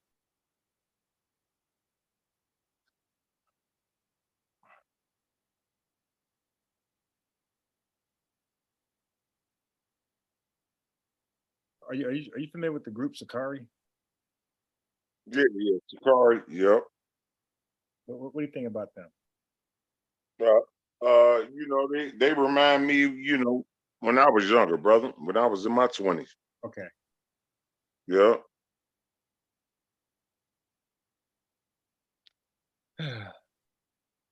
Have you had a chance to speak with one of them? Yeah. I'm familiar. I'm familiar with them. Yeah, brother. I'm saying, You like, are, bro. You already know, bro. Out here in the. okay. What about Apostle? Did Apostle ever speak to one of them? You say who? Apostle. Oh no.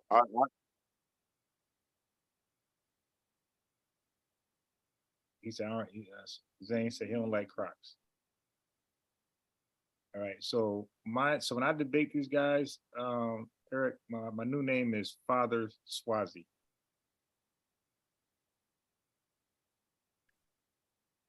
I become Father Swazi when I debate these guys. All right, let me change my name right now to my real name, which is Father Swazi.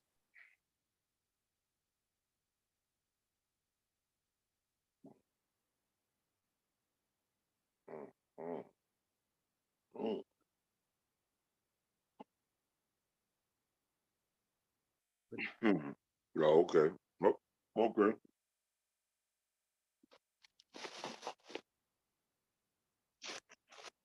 Because when I debate those guys, I represent the Catholic Church.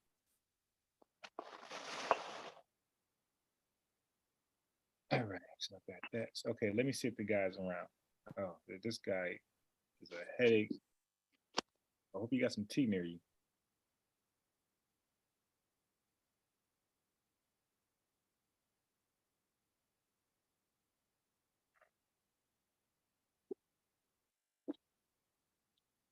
Nah, got. All right, so give me.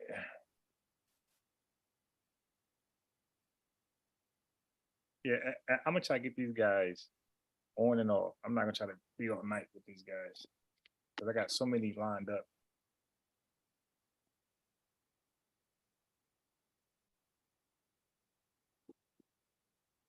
Who you got tomorrow night?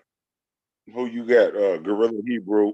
Who you got? Gorilla Hebrew or the brother Stop Cat? What's the subject?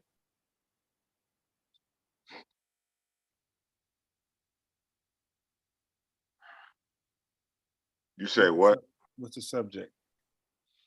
Uh, is Deuteronomy 28? Was that true? Oh, yeah. I don't know Top Cat background. I mean that's what they going over, brother. I don't know how to tell you. You know that's what they going over. Yeah, see, it's you can know the truth, but if you can't properly articulate it, you're gonna get an L. So that's what I mean. I don't know Top Cat's background. If he can't articulate his position, if he can't answer really Hebrew tricky questions, he's gonna lose.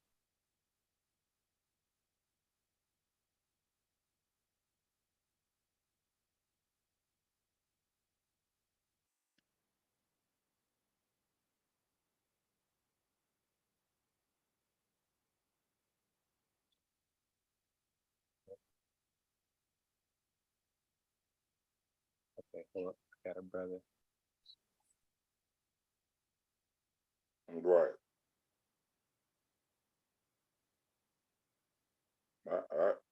I hear you, bro. Go ahead, bro. Yeah, hold on. I'm just communicating with this Sakari guy.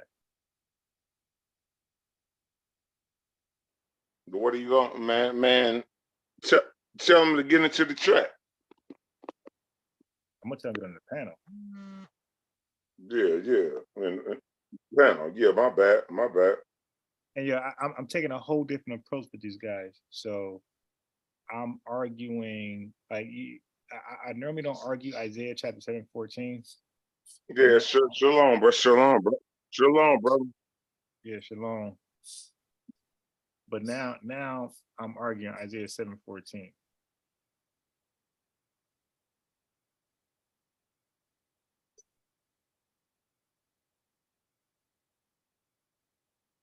What? Yo, this dude threw a help. This quarterback is trash. This guy throws a Hail Mary to the corner of the end zone. You're supposed to throw it in the middle of the end zone just in case it get tipped up. It could be caught and bound and maybe ran for the touchdown. If you throw it to the corner, once it get knocked out of bounds, it's over. And all of his players was in the middle. Why would you throw to the corner where only two guys are there? And you got 5 defenders over there. That was stupid.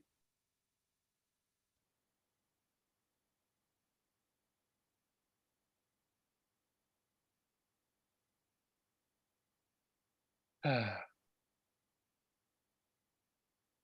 right. Oh man, I got a GMS guy.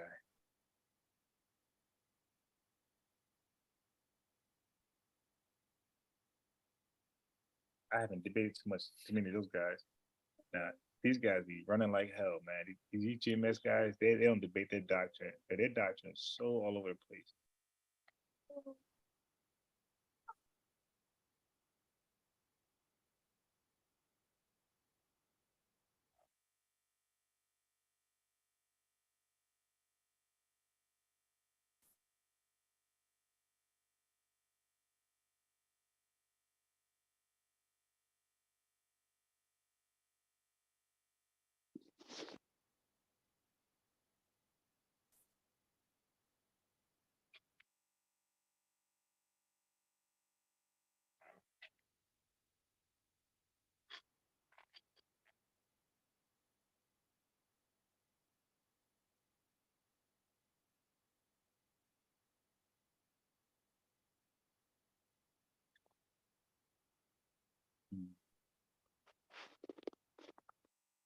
Do you watch college football?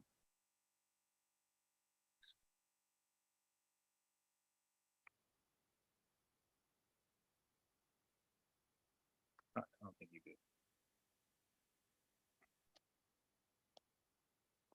Hello? Yeah, do you watch college football? You talking to me? Yeah.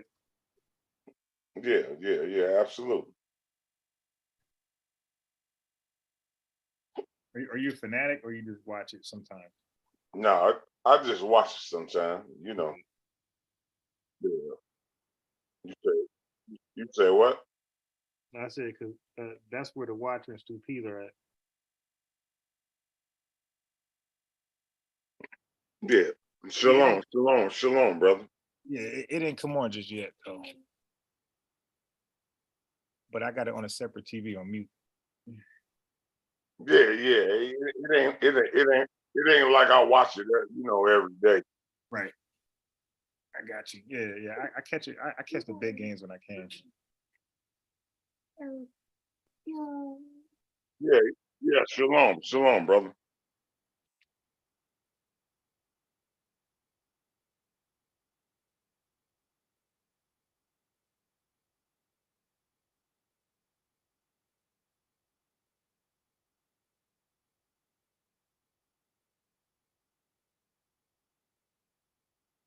Sleep. Sleep.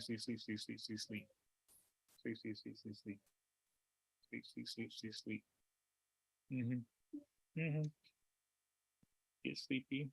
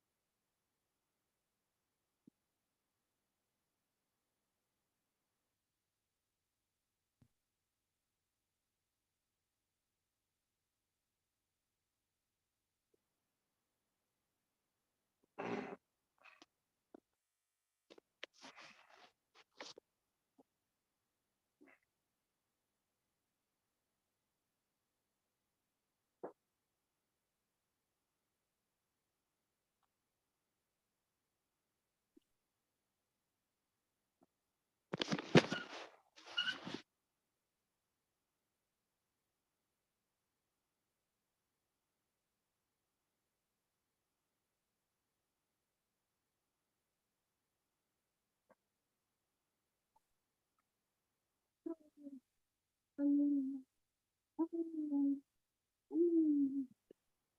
sleep. Come sleep. Sleep, sleep. No. Yeah, it's me. No. Come sleep. Come sleep, sleep.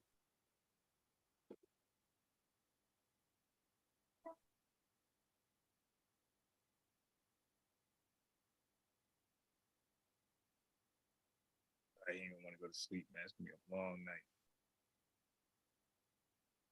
No, no, no, no. Put it down. You're not playing with that. Come, come. Put it down.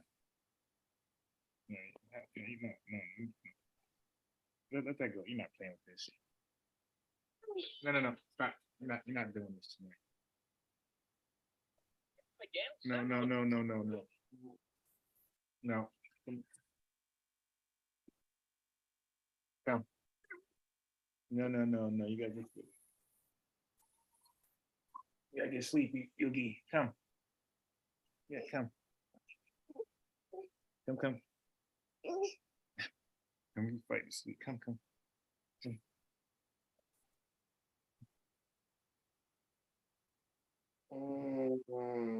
Yeah, come, yeah, come, come, come sleep. Come sleep. Come sleep. Mm-hmm. See? Yeah. You can lay down right here.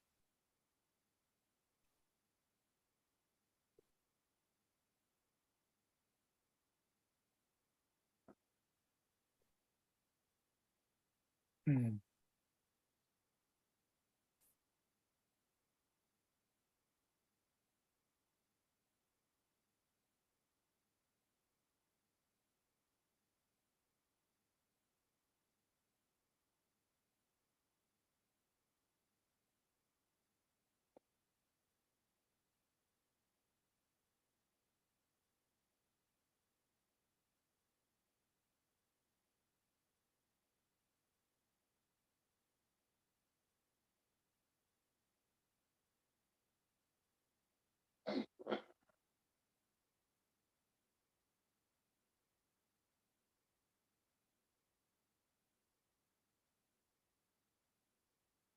I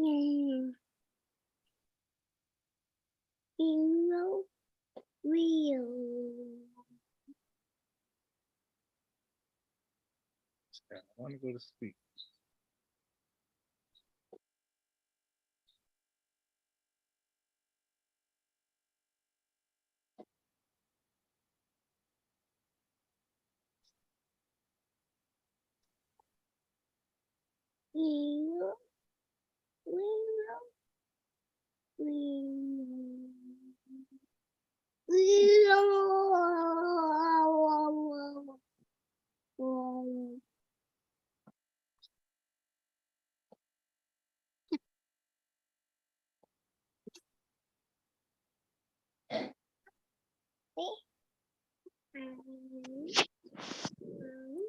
Mm-hmm.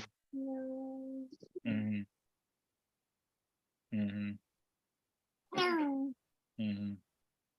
Hell no. Okay, now sleep. Sleep, sleep. Come. No. Sit down. Sleep, sleep. No.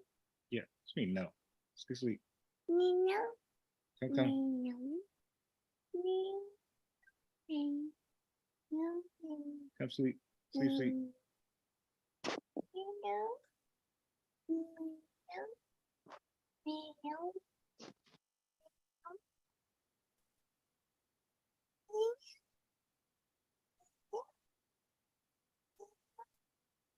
Come sleep.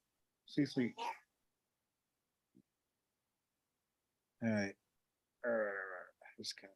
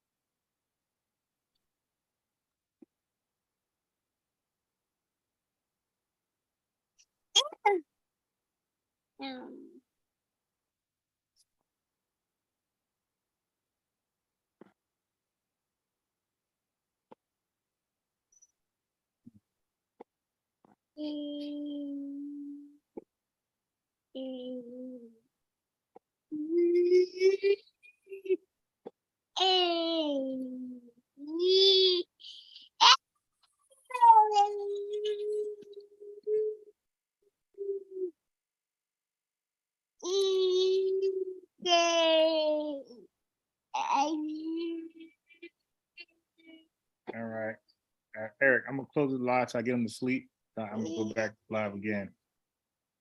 All right, dear. Yeah, because he ain't gonna sleep, man. All right, yeah. Yeah, I hear you. I get back with y'all, man. I I tried. get back with y'all later on. He ain't budging. All right. All right, shalom. All right,